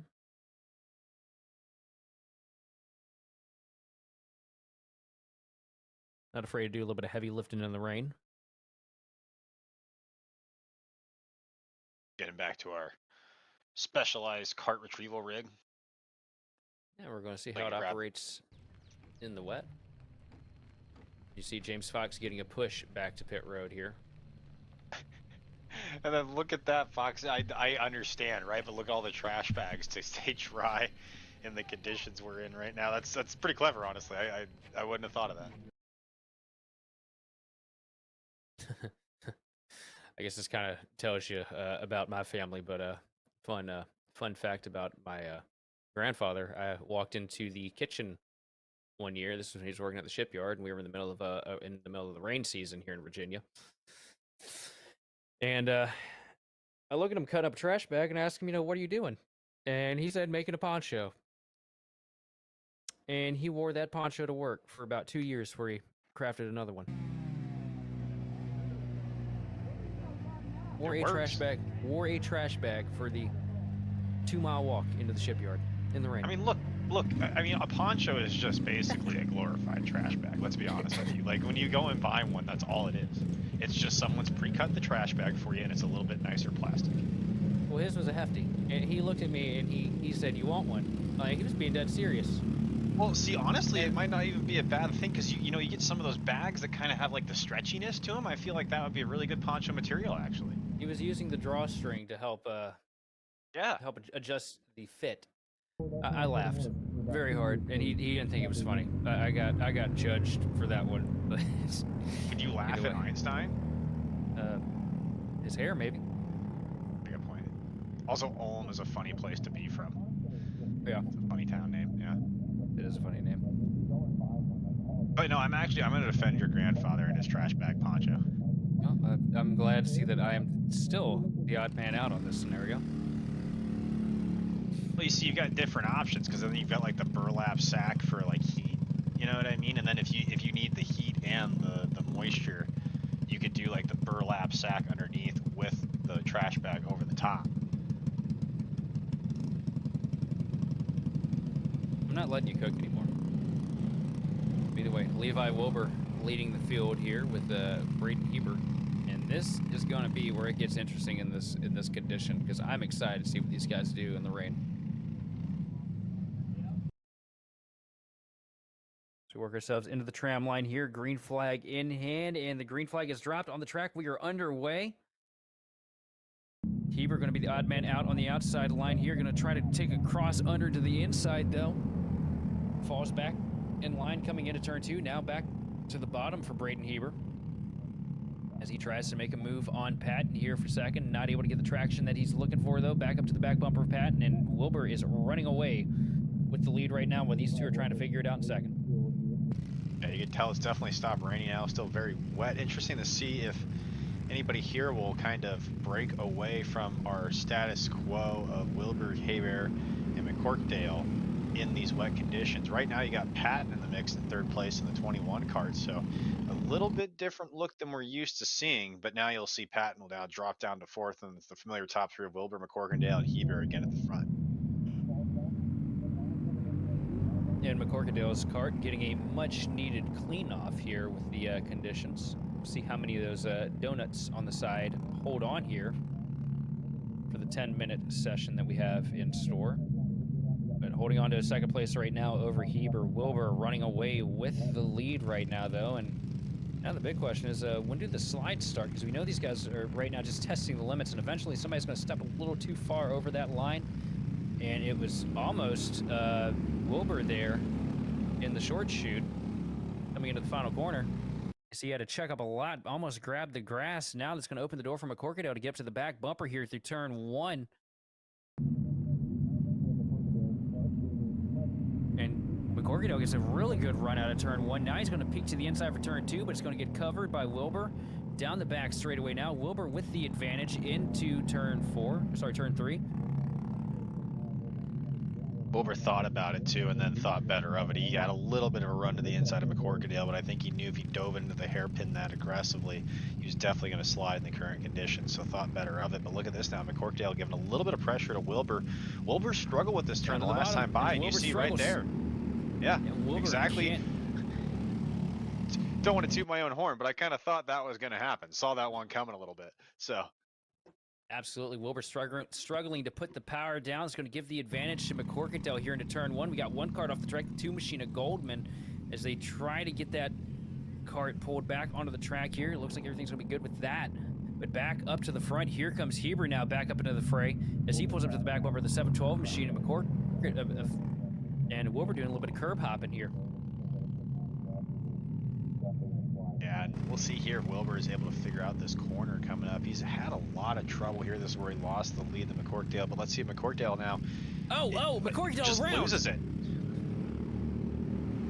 You were wondering if that was going to happen too. It's so different once you don't have a car in front of you to kind of judge where you should be, and you can kind of see in that zoom in shot, especially that little transition seam right there. A lot of water is building up right in that spot, and drivers keep hitting it over and over again. And that hands the lead back to Wilbur, but taking a peek to the inside, it's going to be Heber, not able to get the momentum though to close up to the back bumper to make the move. Maybe just trying to clear his lens a little bit, because you can imagine being in the rooster tails of the 712 machines probably getting a little difficult for Heber to see.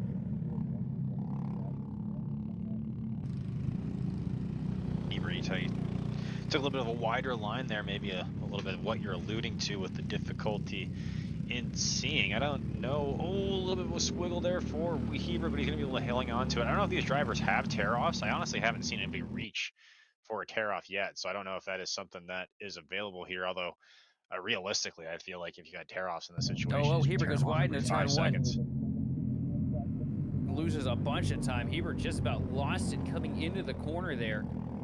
And that opens the door for Patton. Patton all over the back bumper of the 8 machine now as Heber grabs a little bit of grass on the back straightaway, now working into the more technical sectors of the racetrack.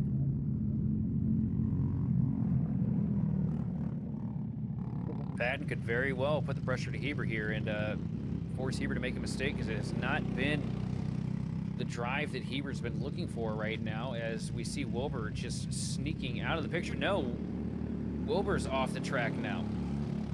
Yeah, kind of a tortoise in the hare situation almost for Patton. He's just been slowly and methodically hanging around there, and again, not making any mistakes. That's been the difference so far in our finals. Well, that's what we've seen so far, though. The rain is the great equalizer.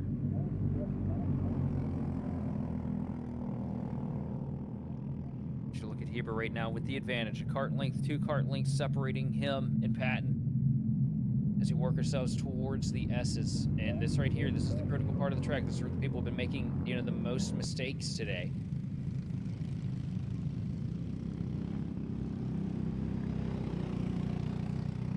So far, so good. Now for the transition into the short chute. Both karts make it through okay, but Patton losing in the advantage even more.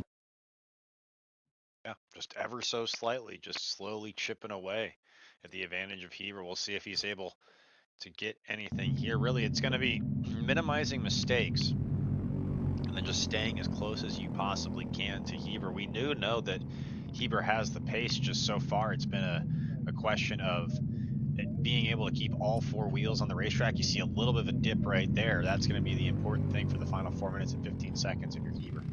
Well, all Heber has to do is just be consistent, be calculated with all of his moves. But I mean, we've seen, you know, some of the best fall prey to it. I mean, you know, we saw Wilbur go around a little bit ago.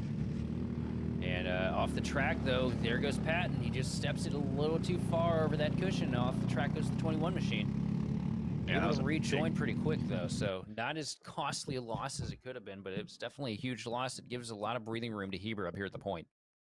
Yeah, and you know, there's probably pressure on Heber as well with the rain. You got to think some of these drivers that are normally very dominant, that you do kind of probably get a little bit anxious when the rain comes around, because like you said, it is that great equalizer. But you got to imagine there's some pressure on Patton as well, being in a situation you're maybe a little bit unfamiliar with. You see Heber right there. You were so close for a few laps there. It's really hard to stay in the moment, hit your marks. And we talked about the decision-making process, especially with all the elements involved, that just makes those decisions harder to make. You see Heber struggles with the transition into the S's there. Lost a little bit of time, but not a whole lot. He's been stepping over that edge ever so slightly multiple times here, but just not far enough for it to really cost him too much. And if you're Patton too, if you can keep it clean, you're really just one big spin away from inheriting this lead. And we've seen how easy it is for those big spins to occur. As we look at McCorkadale, 4th place right now, 18 seconds back from the lead after his incident earlier. Very, very costly misjudgment for the 19 machine, but still keeping it going. I will say, unfortunately, that's probably going to put a damper, at least on his chances to be able to win the final, but who knows? You know, we've seen people spin and then get to a position where they can't get back on the racetrack, so we don't want to put it down to that, but I mean, it really is. There's really a random element to this right now with just what we don't know is going to happen with the moisture and the conditions on the track. Yeah, no, your guess is as good as ours, folks. Right now, Heber's still up at the point. 1 minute and 50 seconds remaining. Just has to tiptoe his way around here a couple more times to seal the deal. Doesn't have to be flashy. Doesn't have to make any big moves or try to walk off. Just nurse the gap you have and call it a day. Yeah, and you've got about a half second of lap time right now on Nick Patton too, so if you are Heber and you want to slow down a little bit, obviously he's got nobody in his ear telling him that. You've got basically your own senses when you're in the kart to tell you what's going on around you. But he does have a little bit of time to back off a little bit and, you know, not really push this as hard as he may want to if the track conditions were dry. And one thing that we are also noticing too, at least I'm noticing, is I'm starting to see a little bit of a dry line forming. Just a little spot in the racing groove where it's a little less damp than the rest. It's where they're dispersing the water when they travel over it. As we see another cart off into the grass here, the 2 machine of Goldman. It's definitely been a rough week for Goldman, but hopefully a strong bounce back next time we come back for the Indy Karting Championship. Patton still within reasonable striking distance if something were to happen to Heber.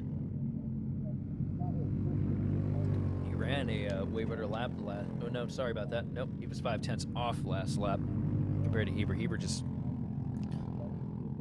taking to the wet like a fish, I suppose. I see what you mean though. You saw the 9.2 and you thought it was the faster lap time. I did the same thing like 3 times already today, so I understand exactly what you did there. I mean, like Patton, you know, he's not going to catch him on pace alone, especially with you've got 2 laps remaining here and you've got about a 4-second advantage. But again, I think if you're Patton, you just got to worry about finishing the race right now and just see what happens in front of you. Yeah, I mean, a second place too after the struggle, the difficulties that Patton's had this weekend. Probably gonna feel pretty good sitting in second spot. You know, got some heavy hitters behind you. It'll help build that confidence level up for the 21 machines. We look at the 712 right now of Wilbur, who looked like he was off to the races to potentially win today, and the same problems that we've seen. You know, just a little too much in one corner. That one small mistake compounds into a massive issue, and unfortunate for Wilbur, but still sitting in the 3rd place, a podium finish nonetheless, as long as he can get it around here 2 more times, as we have just taken 2 laps ago from Braden Heber. And I was kind of surprised by that myself. I mean, it's in the same spot where we've seen people having trouble with all day long, that kind of low spot of the track where there's the transition and the seam. And as I said, the rain has stopped. You kind of saw there. Back. It's still raining, yeah. Yep, that dry line's gonna go bye-bye here very shortly. You see Braden Heber right now, and it looks like, does he have the visor open a little bit? Maybe, right? Like if the rain's all over it, you might as well. Yeah. I'll tell you what, there's nothing worse, you know, especially when these guys are running behind each other because it's a mist. And I ride bikes, so I've dealt with rain, I've dealt with fog, I've dealt with snow. The worst thing is mist because it builds a film on the visor that you cannot see past. Rain, it'll beat up and roll off and you can see through it. Mist, it just stays there and it basically makes you go blind. So smart move by Heber. And you see him kind of lean the head back a little bit too to kind of look over his nose to see where he needs to go. But Braden Heber leading us into the final corner here for the last time. A good clean run, and that's all he needed to get the job done here today. Braden Heber is going to win the 206 medium final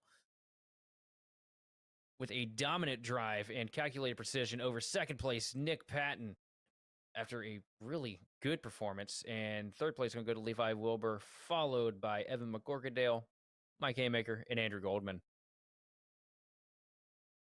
Yeah, like you said, really good day for Patton, even though had the mistake there that ultimately took him out of a chance for the win. You got to be happy with that run, that 2nd place finish today, especially coming into the heats, not thinking that maybe I'm just going to be mid-pack. Oh, he ends up there on the second step of the podium. Yeah, I mean, hey, look, that's good runs is all that matters in this, and to be able to maximize on what you got, you know, probably, you know, maybe didn't have the pace that he needed to go toe-to-toe with Heber, you know, potentially. But to come home 2nd place over Wilbur and McCorkadale, that is definitely a win in its own regard.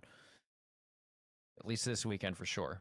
But congrats to Braden Heber because that was a calculated, precise drive. I mean, the same thing that we saw out of Bo Laser in the last race.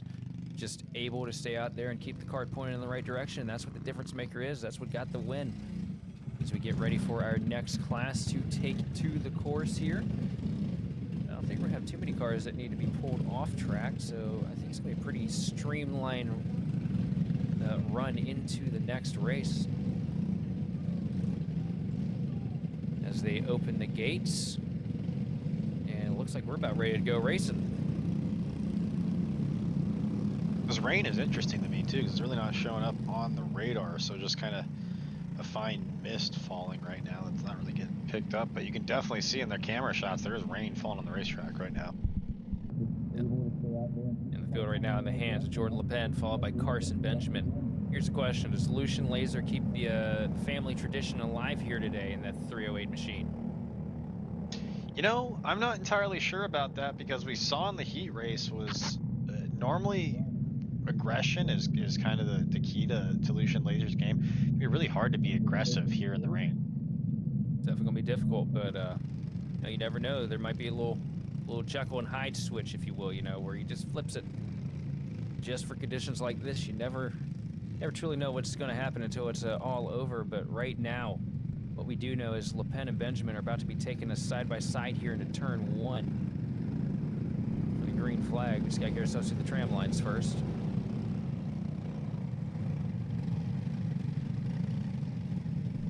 Work down the front straightaway here, past the final bend into the front stretch, working to the tram lines now. The flag is in the hand, and it is go. We are underway here into turn 1.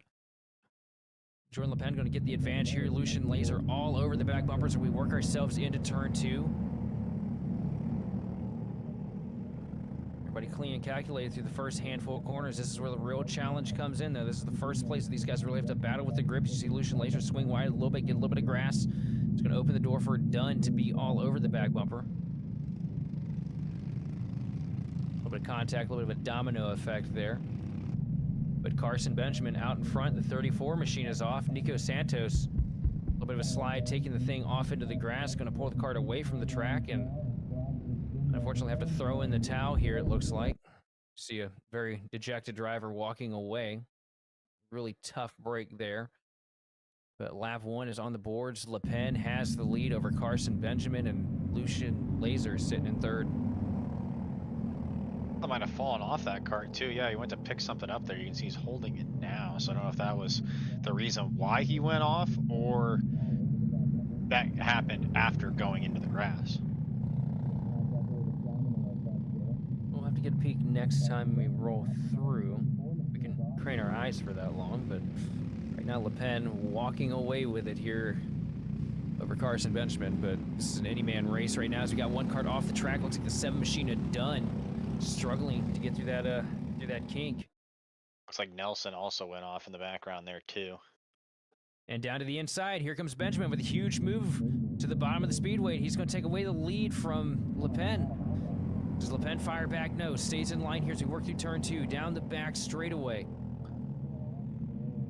Now Benjamin has to be so careful not to make a mistake here. This is where we've seen these runs get ended up pretty quick, as we see him grab a little bit of grass. Not enough to slow him down too much, though. So work into the S's here. 8 minutes left on the board. Carson Benjamin out in front over Jordan Le Pen. Lucian Laser sitting there in third, just a second and a half back. Really good job by Benjamin too, to basically take this corner we're coming into right now and take almost every single inch of it you could. They talk about using all of the racetrack. Benjamin did just that right there to be able to make that pass on Le Pen, as we have one driver into the wall. Yeah, that was a pretty sizable hit there to the barrier. I don't think they're going to be able to retrieve that one, bring it back on track, but right now the battle for third is starting to loom as we see Dunn all over the back bumper of the 308 machine of Lucian Laser. And down to the inside into the S's, and it's going to be Dunn taking it over. Laser trying to rally back, though, around the outside line. Gets the door shut in his face, though, by Dunn. And Dunn's going to walk away with the third spot for now, but off into the grass again. Here comes Lucian Laser to the inside, and he's going to take away the spot here. Lucian Laser back into third of the stripe. A little bit of the intimidate button from like NASCAR Thunder 2005, it looked like, from Laser there. Just kind of lost it in front of him, able to gain the position back right after losing it. Absolutely. Favorite button in the game, but right now Carson Benjamin not needing to use anything, walking away ever so slightly from Jordan Le Pen. Would they be sharing draft right now? That's what they'd be doing. Oh yeah, absolutely. I'd be swapping between cars myself. Have one go the other way. The fun thing is to wreck somebody so they're mad at you, and then just share draft so that they're happy with you again, and then just pass them. That's my favorite thing to do. That's a good way to do it. Not on the actual racetrack, to be clear. Anybody who caught that out of context. Take a look right Still now. 6 minutes left. See, that's like been the crazy things about this final so far, all these finals, is that so much has happened every lap that it seems like 15 minutes has gone by when it's only been like 6 or 3. Yeah, it is crazy how that has worked out as we see the 7 machine of Dunn trying to make another stab to the back of the 308 of Lucian Laser. I'll tell you what, Dunn, as much as he has rallied back after, in a huge slide job and slams the door again in Lucian Laser's face. The second time Dunn's been able to do that too, and Laser both times paid the favor back with a little bit of a bump. They've been kind of trading position here for the past couple of laps. It makes you wonder, though, how much pace is in that 7 machine. You know, he's made a couple mistakes here, and we got one cart around right in front, and the Laser's around as well. It looks like someone hit the gap right in the fence there too, so sneaked right through it. That's gonna be hard to get out of there. I wonder if that was that Laser and Dunn again? No, Dunn's still there. Yeah, Dunn's on the track right now. Yeah. It was somebody. I think it was I think it was Nelson. Yes. That got sideways there into 1. As you look right now, the battle still alive here up at the point, though. This is the battle for second place. Dunn has found his way to the back bumper of the 112 machine in Le Pen. And Dunn on a drive of the ages here in that 7 cart, really picking him up and throwing him down here, going to get some very heavy hitters here on the tour. Down into turn 1, going to swing wide, try to build the momentum. Kind of an alternate line there. But we've seen so many guys get loose on the bottom. Maybe he's just trying to go for the optimal traction. So work down the back straightaway here now, up to the back bumper, into the technical sectors of the track. A little bit of a bobble there on the tail, though, of the 112 machine Le Pen. Now he's going to push him up the track into the S's, and he's going to take it again. The same move he's put on Laser, but this time a little more calculated, a little more concise. He's going to take it and run with it here as we go into the closing corners. Dunn's really made that move work to his advantage, like you said, a couple of times against Laser and now against Le Pen to take away that second position, and it's really working for him. He does a great job. I think he sets that up all the way back here, Sheldon, when he goes wide into turn 1. I think that's what he's doing to be able to give him all that momentum coming through the slow section of the racetrack. Tell you what, we haven't seen a lot of people this weekend really pull that move and make it work in that section, so it's really impressive to see Dunn making it, because that feels like, the 3rd or 4th place you want to make the pass. Well, that's what you saw of Laser today have a couple of issues trying to make that pass, diving it in really hard. You saw earlier in the heat races kind of taking the nose off of one car. It's just racing. It wasn't, anything intentional, but really Dunn's done a great job in that one specific section, just making that pass stick, and then also having momentum get away from the car behind you as well. It's definitely been smart racing out of the 7 machine, but Carson Benjamin still holding up that 3-second advantage over the rest of the field.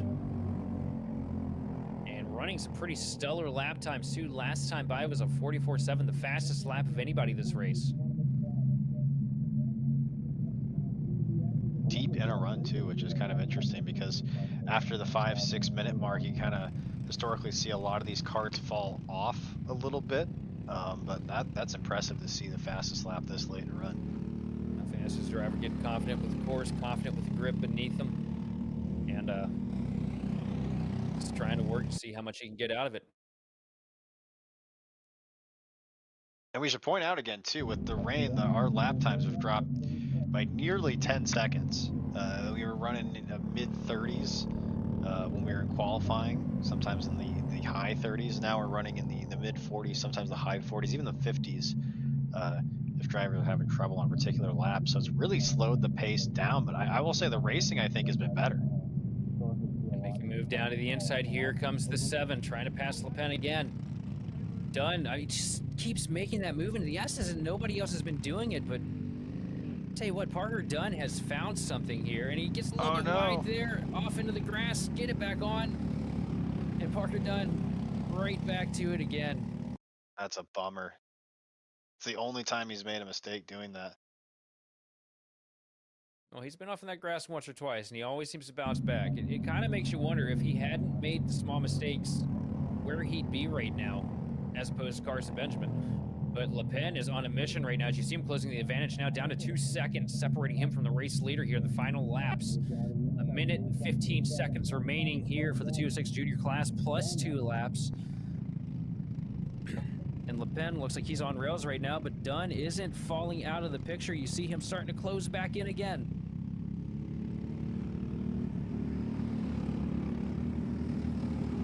Does have the pace here in the rain.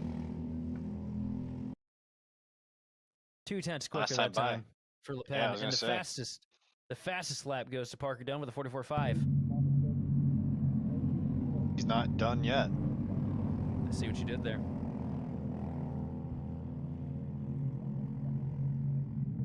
And I mean, and seriously, he does have time too. He's got time to at least make this pass on Le Pen. It would probably take a little bit of a bobble from Benjamin at the front to be able to get all the way there, but it is doable. Tell you what, Parker has been so impressive since we dropped the green flag on this race.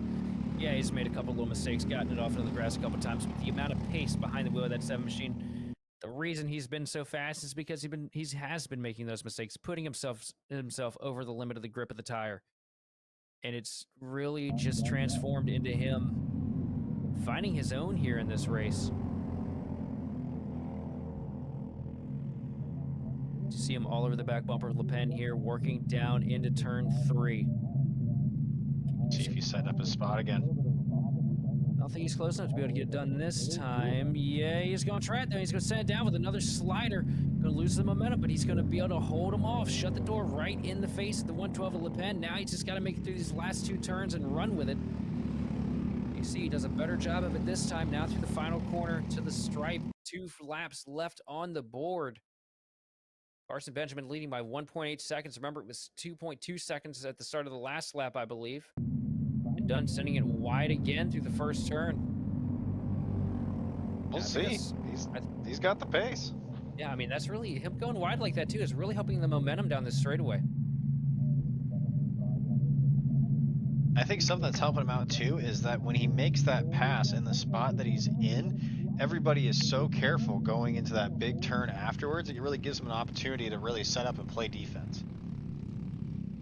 Let's see if he's got enough to close in on Carson Benjamin as they come out of the final turn for the last lap. 1 mistake and it could be over, but a clean lap and it could be all his. Carson Benjamin leading us down to turn 1 for the final time. A second now, separating first from second. It was 1.8 the last lap. Let's see what Parker Dunn does here, because he'll be there if he continues at the same trajectory he was at earlier. Turn 2 for the final time. It is Carson Benjamin with a healthy lead over Parker Dunn, now down into 3. See if he can get close enough to set up his spot. I don't think so. He needs to be basically right there. I don't think he's got enough time to get it done, but a real good drive, and it could still come down to Benjamin making 1 mistake here. Yeah, that's right here. This is where we've seen the mistakes made all race. If Carson Benjamin can make it clean, though, I think he's got it. But Parker Dunn with a late race rally, going to close the advantage, but not enough. Out of the final turn for them with the checkered flag in the air. Carson Benjamin is going to beat Parker Dunn to the line by 9/10 of a second. And Jordan Le Pen is going to bring it home third in front of Lucian Laser, Gio Nelson, and Maximus Seward. You can tell, too, Parker Dunn coming across the line was pretty pumped up about that finish. Oh, that was incredible. An incredible drive out of the 7 machine. I mean, he lost, let's be honest here for a second. You know, with the mistakes that he made, he lost about 3 seconds worth of time that race and regained it every time. He knows he was the fastest kart on the track. Yeah, I guess that's the differences in mentality, right? If that was me, I'd be kicking myself saying that I threw an easy win away. But that is, I guess, the better way to look at it would probably be the way that you're saying right now. So, well, I mean, what he did right now is he probably had that eureka light bulb moment. You know, when you run in a competitive series like this, or just anything competitive, if you're not up there winning every race and running in the picture, you kind of start weighing on yourself thinking, man, maybe I'm not as good as I think I am. Maybe I'm not as good as these other guys. And then you go out there and you have a moment like this where everybody's put on a match playing field. Everybody's got to fight adversity that they haven't seen before or have seen often. And you go out there and you are fast enough to make mistakes and then bounce back leader. And with it being a guy that dominated the race, that's something that you definitely count as a win. And you realize, man, you know what? Maybe I'm better than I thought I was.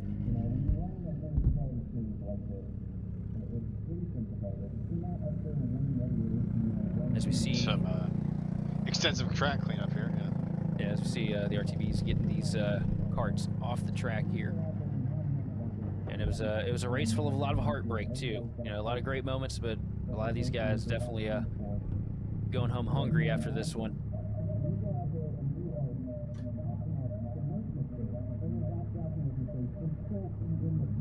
So you see whatever the part was that came off of the cart there in turn 2.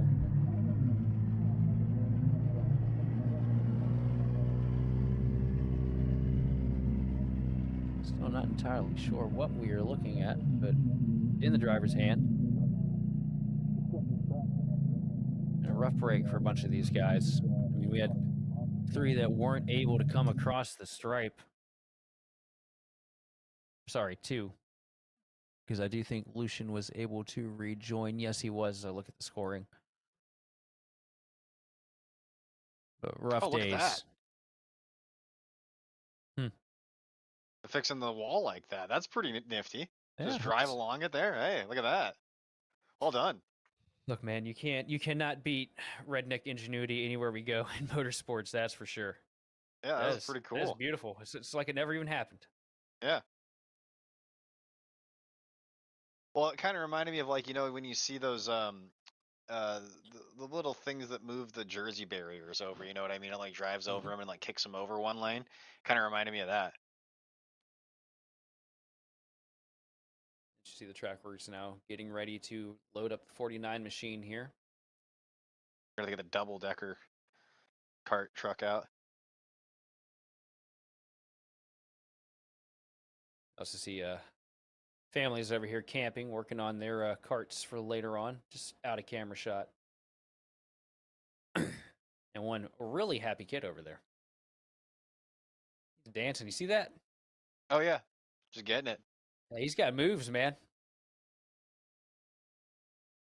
As Nice. I can't remember. Yeah. Oh, she's got moves. My bad. Or yeah. I can't tell. A little bit blurry, but yeah, that's the 25. That's why I stick. Not even to get like, but you just stick with they, and then that way you never have to be wrong. Oh, and look at the 49. Heavy damage to the suspension from that wreck. Oh yeah, look at that tire all the way bent in, the left front tire. And I see what the problem was with the 34 machine. Looks like a wheel came off.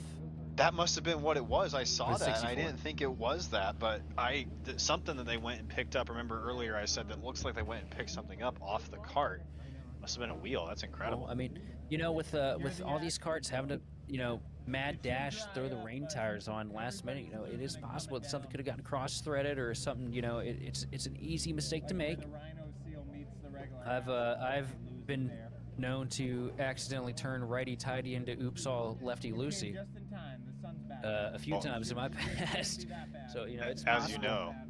As you know, per the rule book, that will be a suspension of the crew chief and the car chief and the tire carrier and the tire changer. We spent too much time around oval. Yes. Does that mean Dale Jr.'s going to be on the box next week? Yes, for that car, yes, Dale Jr. will now go 1-for-1 in kart crew chiefing as well. But definitely a heartbreaking turn of events for both of these drivers. But, you know, hopefully enough time. You know, we got a lot of time before we get into the afternoon haul, and hopefully these guys will be able to return to the track after making the needed repairs. You know, maybe, you know, rebuild the wheel a little bit better. And again, I'm interested, too, to see if that happened like prior to going into the grass, or that happened because of going into the grass. Well, the suspension damage, I guarantee you that on the one cart, guarantee you that came from cart-on-cart contact in a slide. Yeah, that yes. That one is incident-related damage. The wheel coming off? I don't know, because it didn't look like they were around anybody when it happened. I don't imagine the grass would yank the wheel off. But I think that I'm thinking maybe if you're spinning and the one wheel stuck on the... You know, it's possible. Because I'm definitely not going to sit up here and like create awkward situations for anybody on any of these crews. But we got a 2-man race right now with William McLaughlin and Cutshaw. And it is a 5-minute final here for these two.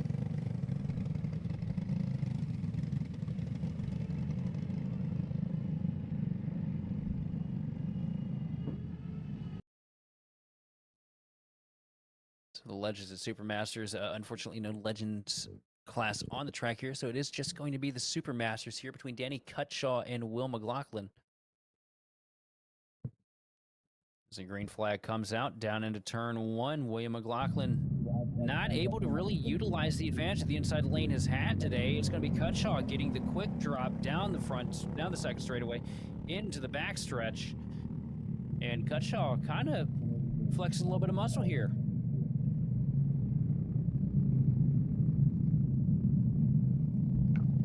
Remember earlier when there's a lot more karts during qualifying, so I don't know exactly if maybe just with the weather going the way, we had some retirements from the field and stuff like that, but this is where we saw Cutshaw earlier. Now we see Cutshaw go off into the grass. A little bit of deja vu here. Cutshaw, this is going to be a timely loss, a costly loss of time here for the one machine. You see him get the kart back on the track. You know, not as bad as we've seen how some of these guys get stuck down there, so he didn't bog in too much.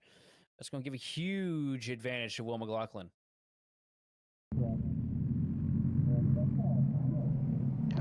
That time it was my fault, because I was just about to say we saw Cutshaw have issues in this part of the racetrack earlier, and then it happened again. So that time it was my fault. Earlier it was your fault, now it was my fault. And one thing that I'm noticing too, as we look at the back of the 56 machine of McLaughlin, what's one thing that we're seeing missing here, Ian, that we saw earlier?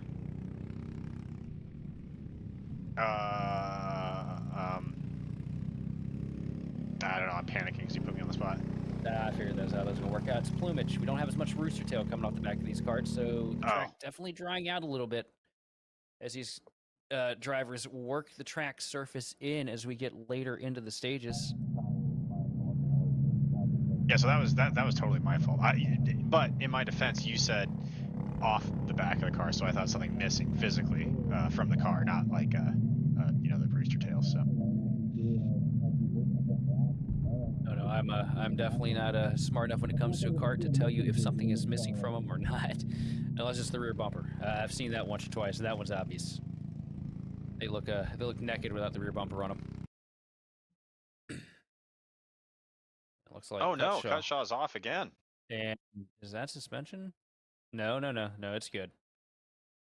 Just had the wheel all the way to the left there.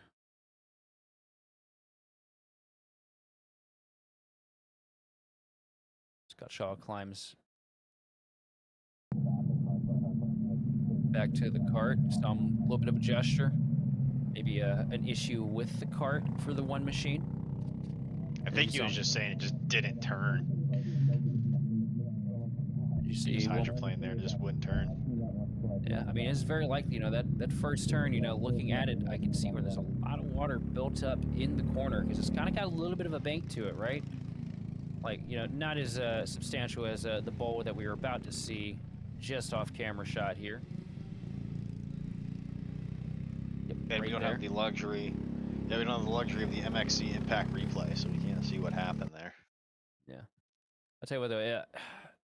I've said a couple times how excited I am for us to get a layout with the replica of the Daytona Tri-Oval in play here on the circuit. But I certainly am glad it wasn't this week, because could you imagine the standing water at the bottom? Yeah, that would be eventful to say the least. Be exciting, but sure, if that's the word you want to use to describe. in a way that we would probably see karts go places that no kart has ever gone before. But thankfully, with the weather, we are running just a more standard point road course layout here. As Will McLaughlin creeps through here to take us just under a minute till we finish this thing out. Cutshaw back on the track, lap down, but logging laps. First car 1 lap down though, so he's positioned for the lucky dog if the yellow were to come out now. But hey, guaranteed podium. As Cutshaw pulls the thing off of the track here with 34 seconds remaining. Definitely having issues with the one kart. Going to pull it over back behind the wall. And Will McLaughlin up there at the point right now. 24 seconds left on the board. And it's literally his race now. Yeah, I'd start doing like the Queen wave to everybody as I drove by. I think actually we just got one right there. Yeah. That's what I would do. Well, You don't get very many chances to do just your own victory laps and just wave to the fans. Yeah, well, persistency's certainly paying off for Will McLaughlin, you know, the last man standing. And he's had a pretty good weekend, you know, he's had pace. It's not like this was just, you know, a handover gift. You know, he was looking really good in his heat even before, you know, the incidents transpired with the rain popping up out of nowhere. So, Will McLaughlin, you know, definitely deserving of the hardware here this morning.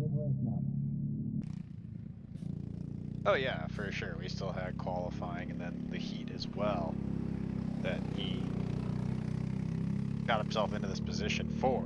So, I mean, at the bare minimal, just because the light blue and white livery just looks cool. Yeah. Gotta give him that too. I actually think that the last time by, I think he was calling for the checkered flag. I think because he was doing like the motion of waving a flag. I don't think they're gonna quite give that to him. You gotta do all the laps. You gotta earn it fair and square. Yeah.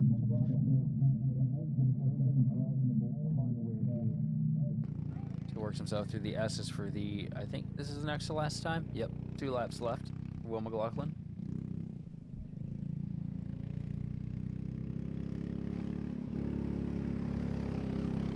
Now the final turn here, white flag in the air, and one more time of it for William McLaughlin.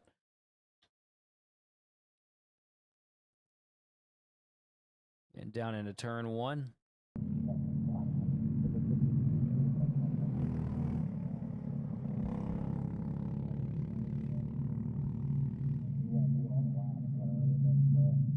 On the back's ready for the final time, now working himself through turn 3, working up into the S's now with the quick right hand for turn 4.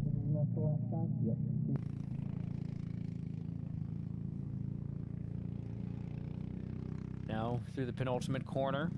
Just one more time, has to get around here without going off, and he's got it. No pressure whatsoever, but out of the final turn, William McLaughlin's going to bring us to the checkered flag, and he's going to put a stamp on it and win the 206 Legends and Supermasters.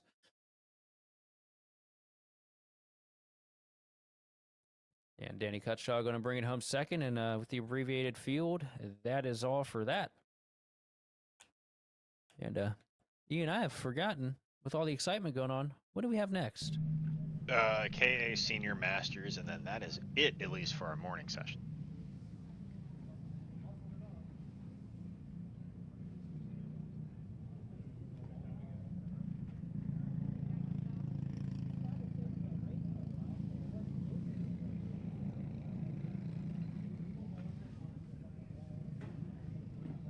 It's been a morning where we've seen basically everything you could imagine here from Whiteland Raceway Park. 3 wide finishes. Rain, lightning, ka-chow, 2-man race. You know, it's been a little bit more of a diverse spread of things today than I was expecting when I woke up.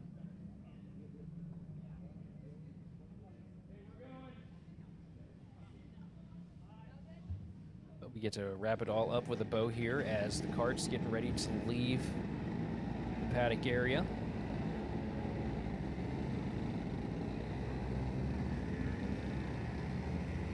Track here at the KA Senior Masters, and this will be the closing show of the morning. Definitely interested to see what happens here. Dane Van Dyke up here on the pole, but I'm going to keep my eyes on Macy Gallion because she showed so much speed earlier when it was downpouring. Really curious to see what that 148 kart brings to the table here.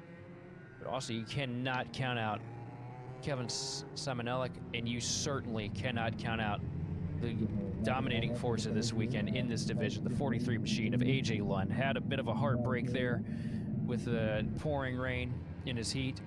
Got a little bit of work to do here to get up there to that top spot.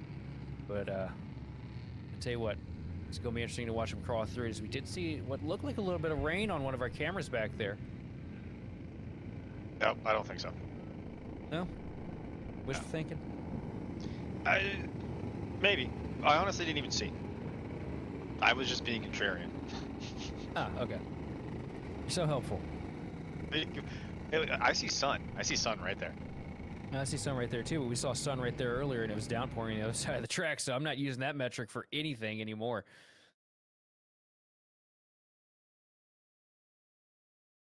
as these guys work themselves into the tram line here, into the hands of Dane Van Dyke and Macy Gallion. Green flag is out. We are underway. Ooh. And a hard fight through turn 1, down the second straightaway into turn 2. Macy Gallion going to prevail in second place, right behind Dane Van Dyke, and a dive down to the inside for Simon Elliott. Going to try and take the spot. He's going to take it as we switch over into 3, now up into 4 to lead us into the S's. And Kevin Simonelli carving out a couple spots there to get himself up to second place here in the first lap. Does he have what it takes to get to Dane Van Dyke? Yes, he does. Dane has a little bit of a bobble coming out of the next to last turn. Now they're going to be side by side. Not for long, though. Simonelli going to fall back in line behind Van Dyke here at the start-finish line, but Dane Van Dyke is going to lead the first lap. No, that is AJ Lund, who's already crawled from 4th place to 2nd. Yeah, I was going to say, AJ Lund, the shot out of a cannon on off the that track restart. goes Dane. Van Dyke goes wide. Off the track goes Dane. Here comes Macy down to the bottom. It's going to be side by side through 3. Off the track a little bit for AJ Lund. He's going to have a huge miss here. Oh, it looks like he can't get the power. Something's happened to the Kart on the 43 machine. Macy Gallion, currently your race leader. Okay, so when Lund missed Van Dyke, well, went by, Van Dyke like hit the side of Lund's Kart there. I don't know if there's a kill switch on the side of the engine or something, but Lund immediately slowed down as soon as they made contact. Yeah, it's twice now that AJ Lund's just ended up in a bad situation that's going to take him out of the possibility of maybe bringing home the checkered here. Dane Van Dyke back up to the lead, though. All that worked in his favor because he was about to get passed by 2 different karts, and they started battling. 3 wide maneuver into that corner was bold, to say the least, but, I mean, it worked out for these 2 up at the front, and Macy all over the back bumper of Van Dyke here as we work through the S's.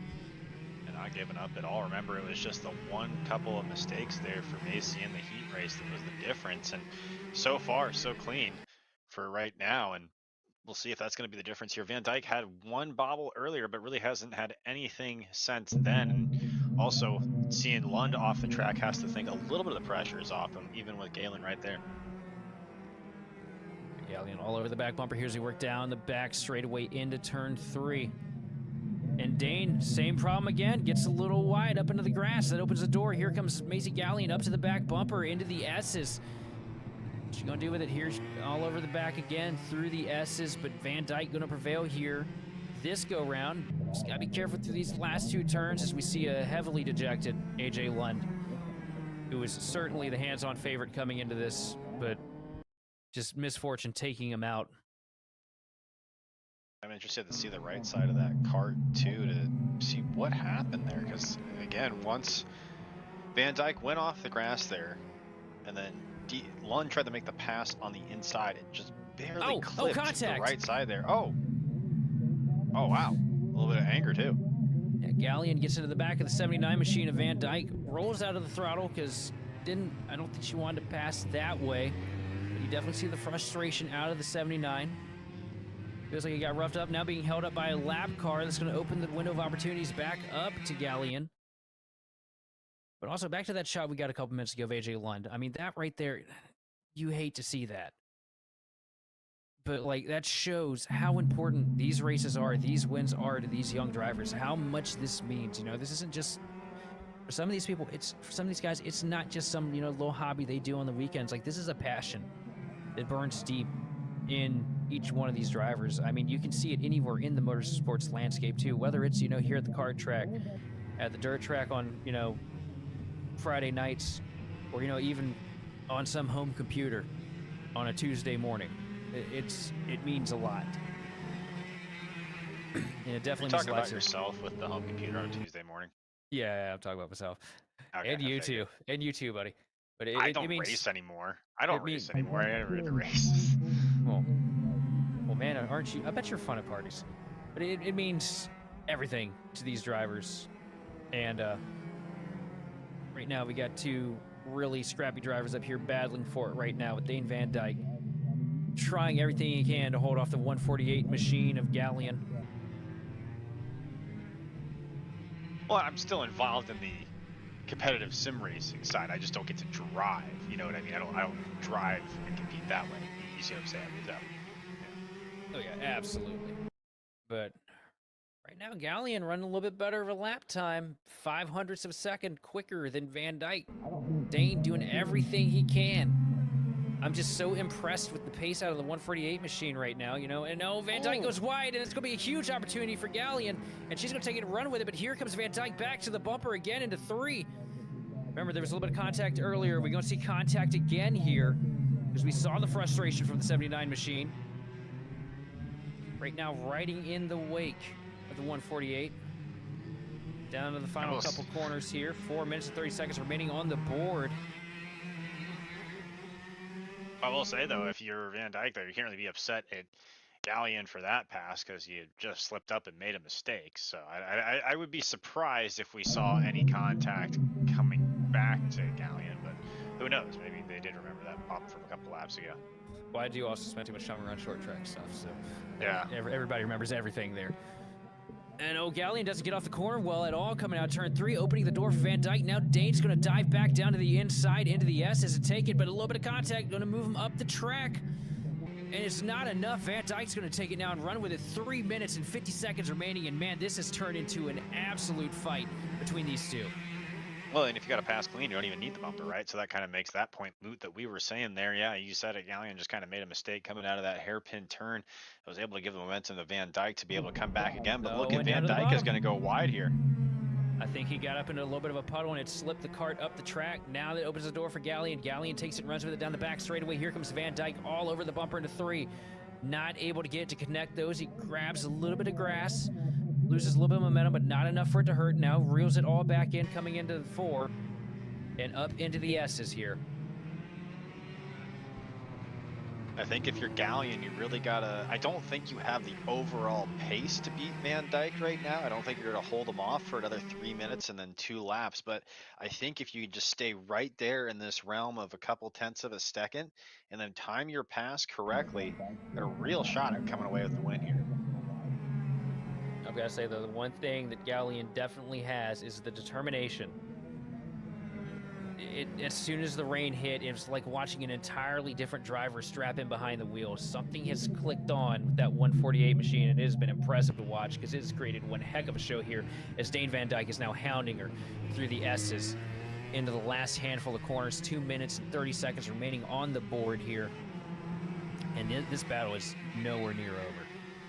We'll see where the lap times are going to be next time they come past the line here. Nearly identical, just about 1/10.5 of a second off.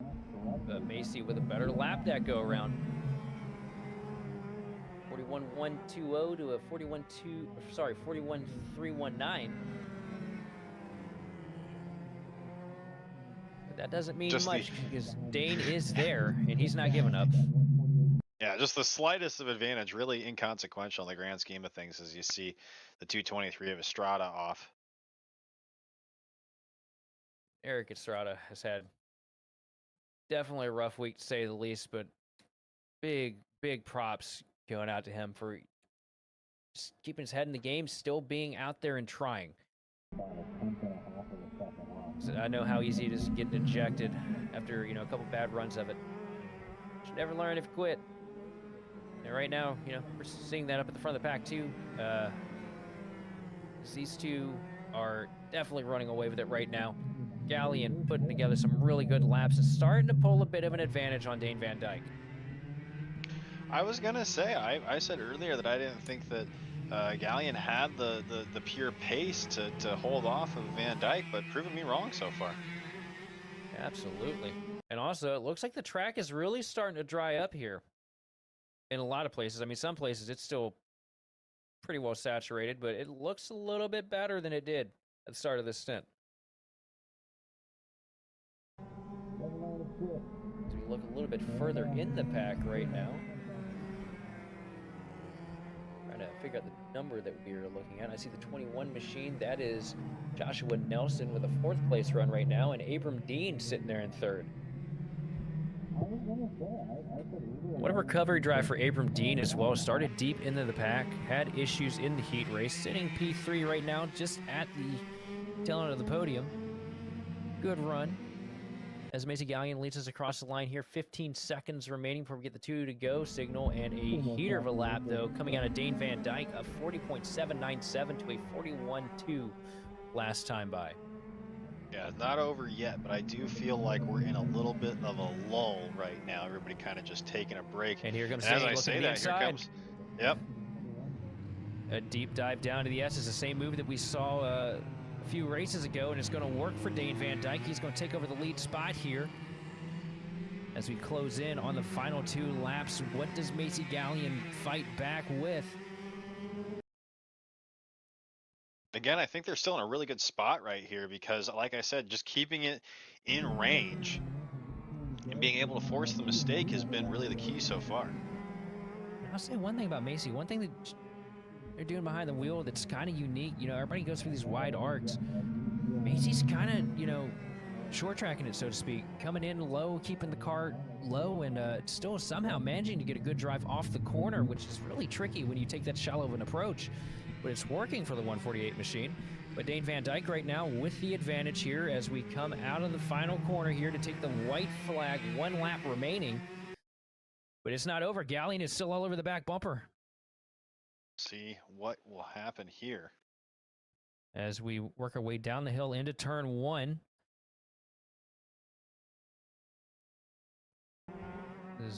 Here we go. Yep, out of turn 2, down the back straightaway.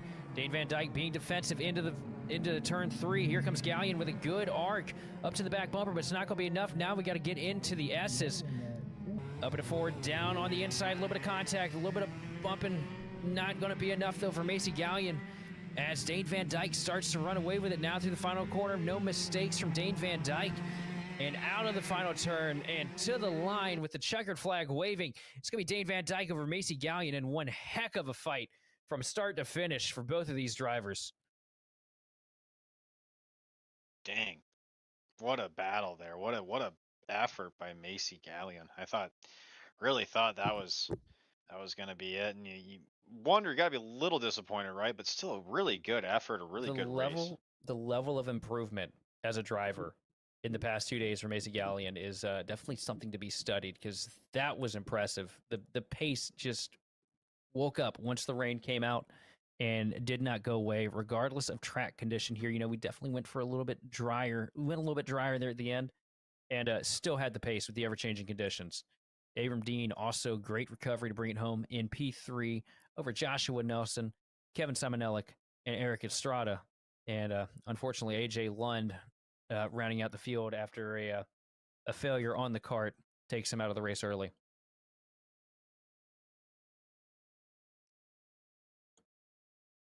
And I believe that was our final one for now, wasn't it?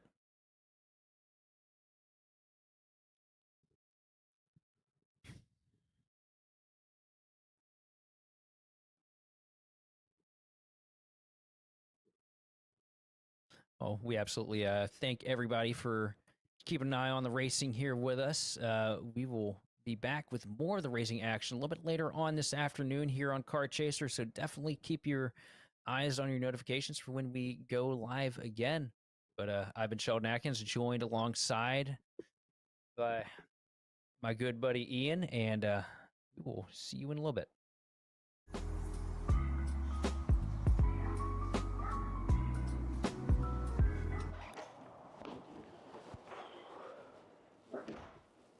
Hey, what's up, Caleb?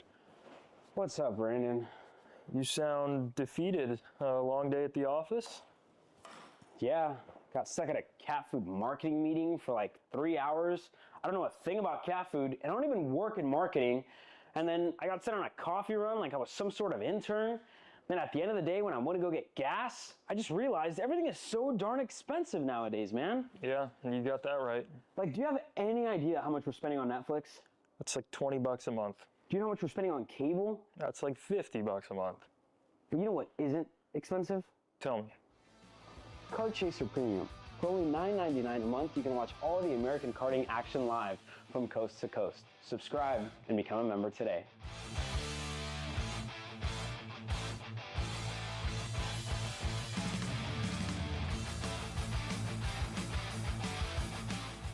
Paulie Paulie Massimino wins in KA. Paulie Massimino is a winner in OKN Stars. Take your driving to the next level with one-on-one coaching from 2024 OKN Stars champion Paulie Massimino. Kart rental options are available if you'd like to keep yours at home, and drivers in all classes are welcome, from Briggs 206 to Mini to KA100 and X30. With in-depth data analysis, onboard video footage review, and lead-follow on-track sessions, each private coaching session will see you end as a more complete driver than when you started. Book your coaching session now. This is Henry. Henry feels sad.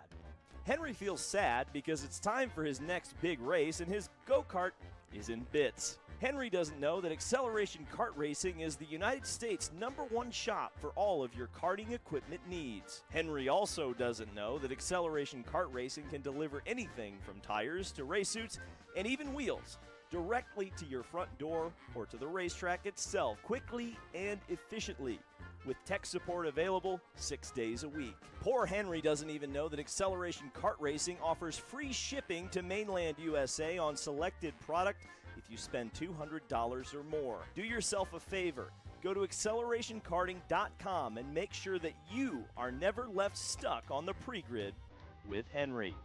Be smart and don't be like Henry.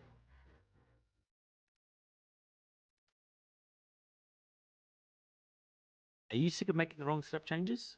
Or arguing with your kid about their driving? Apex gives you the answers within seconds. Apex is the latest innovation from Kart Class, which can solve thousands of karting queries at the press of a button. No more asking random people kart setups, or being intimidated by larger teams. Just type it in and let Apex do the rest. Apex covers different kart brand setups, axles, rims, seats, and everything racecraft related. For as little as a can of chain lube, you can learn from over 30 years karting experience in seconds in the palm of your hand. Check out Apex at kartclass.com today.